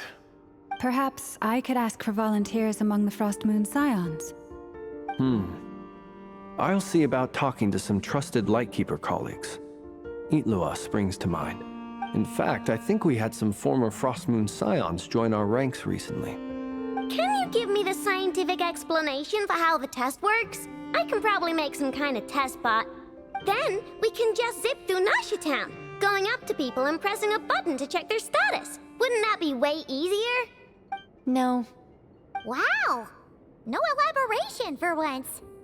How about I contact the Knights of Favonia's garrison in the Wave Chaser plane? Shame that Lohan's already left. And that guy's even tougher than I am. Strange. The moon goddess is clearly revered by many people. So why is she on the brink of disappearing? She mentioned that the world has rejected her from the very beginning.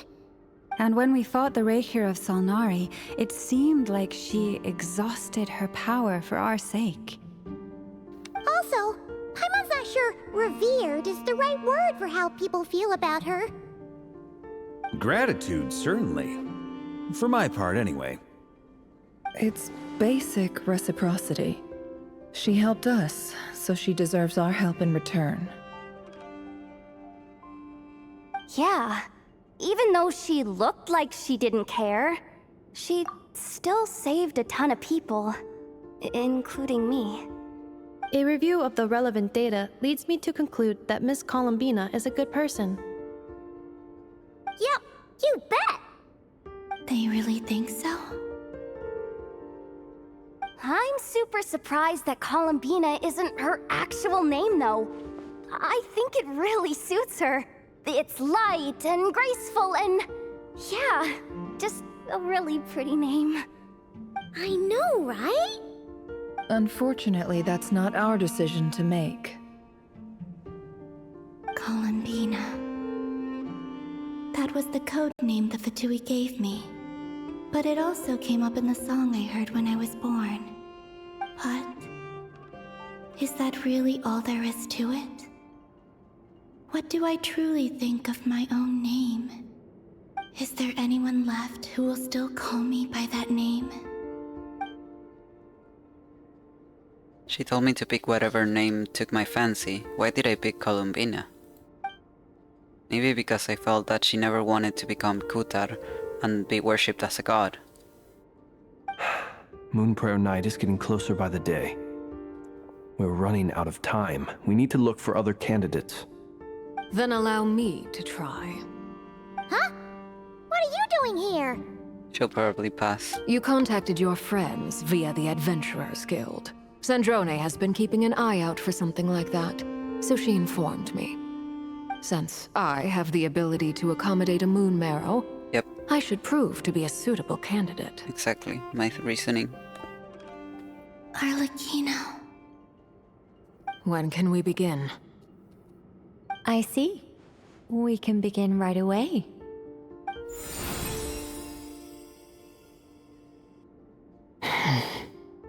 How was it? Did you feel any discomfort? Not at all. Then it seems we shan't need to look for additional Let's freaking candidates go. after all. Great! Cool. Alright, like Paimon said, the rest of us can take turns making sure the three of them stay warm and comfy. Then, my job is to take care of the caretakers. I will ensure everyone receives food and accommodation. Let's do this. No time to waste. I'm ready as well.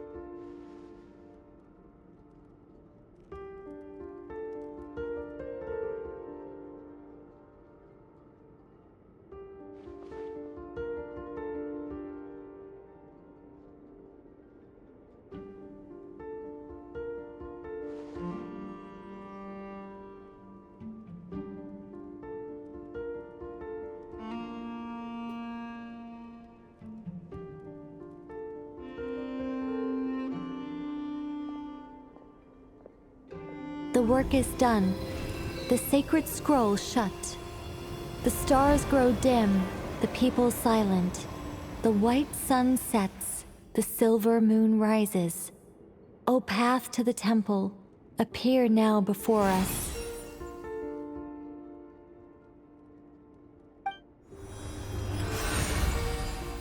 Wow! It really opened!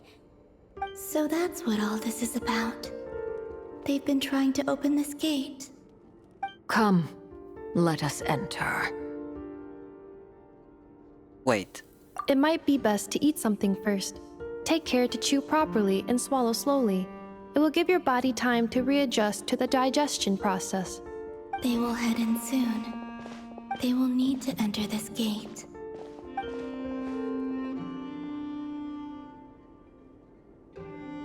Huh? I cannot pass through. Is it because I have no physical body? It has been 3 days. My strength is all but completely faded. Can I really hold on until Moon Prayer Night? Most likely no. So the idea would be to fix this before then.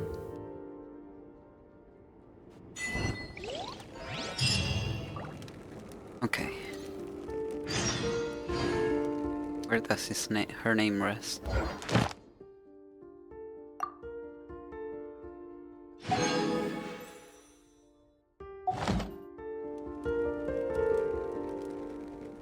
Okay. So.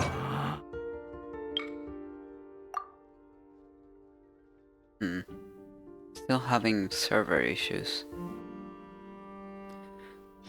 Okay, what I wanna do, I'm going to take a break to have lunch because I'm really starving. And then I'm also going to reset my internet, so I'm going to have to reset my stream. So yeah, that's what we're gonna do for now. I will be back probably after I'm done. There's no need to exchange pleasantries. Making It's food. rather pathetic to force a conversation just to occupy silence. Okay, thanks, Wanderer. I'll be right back.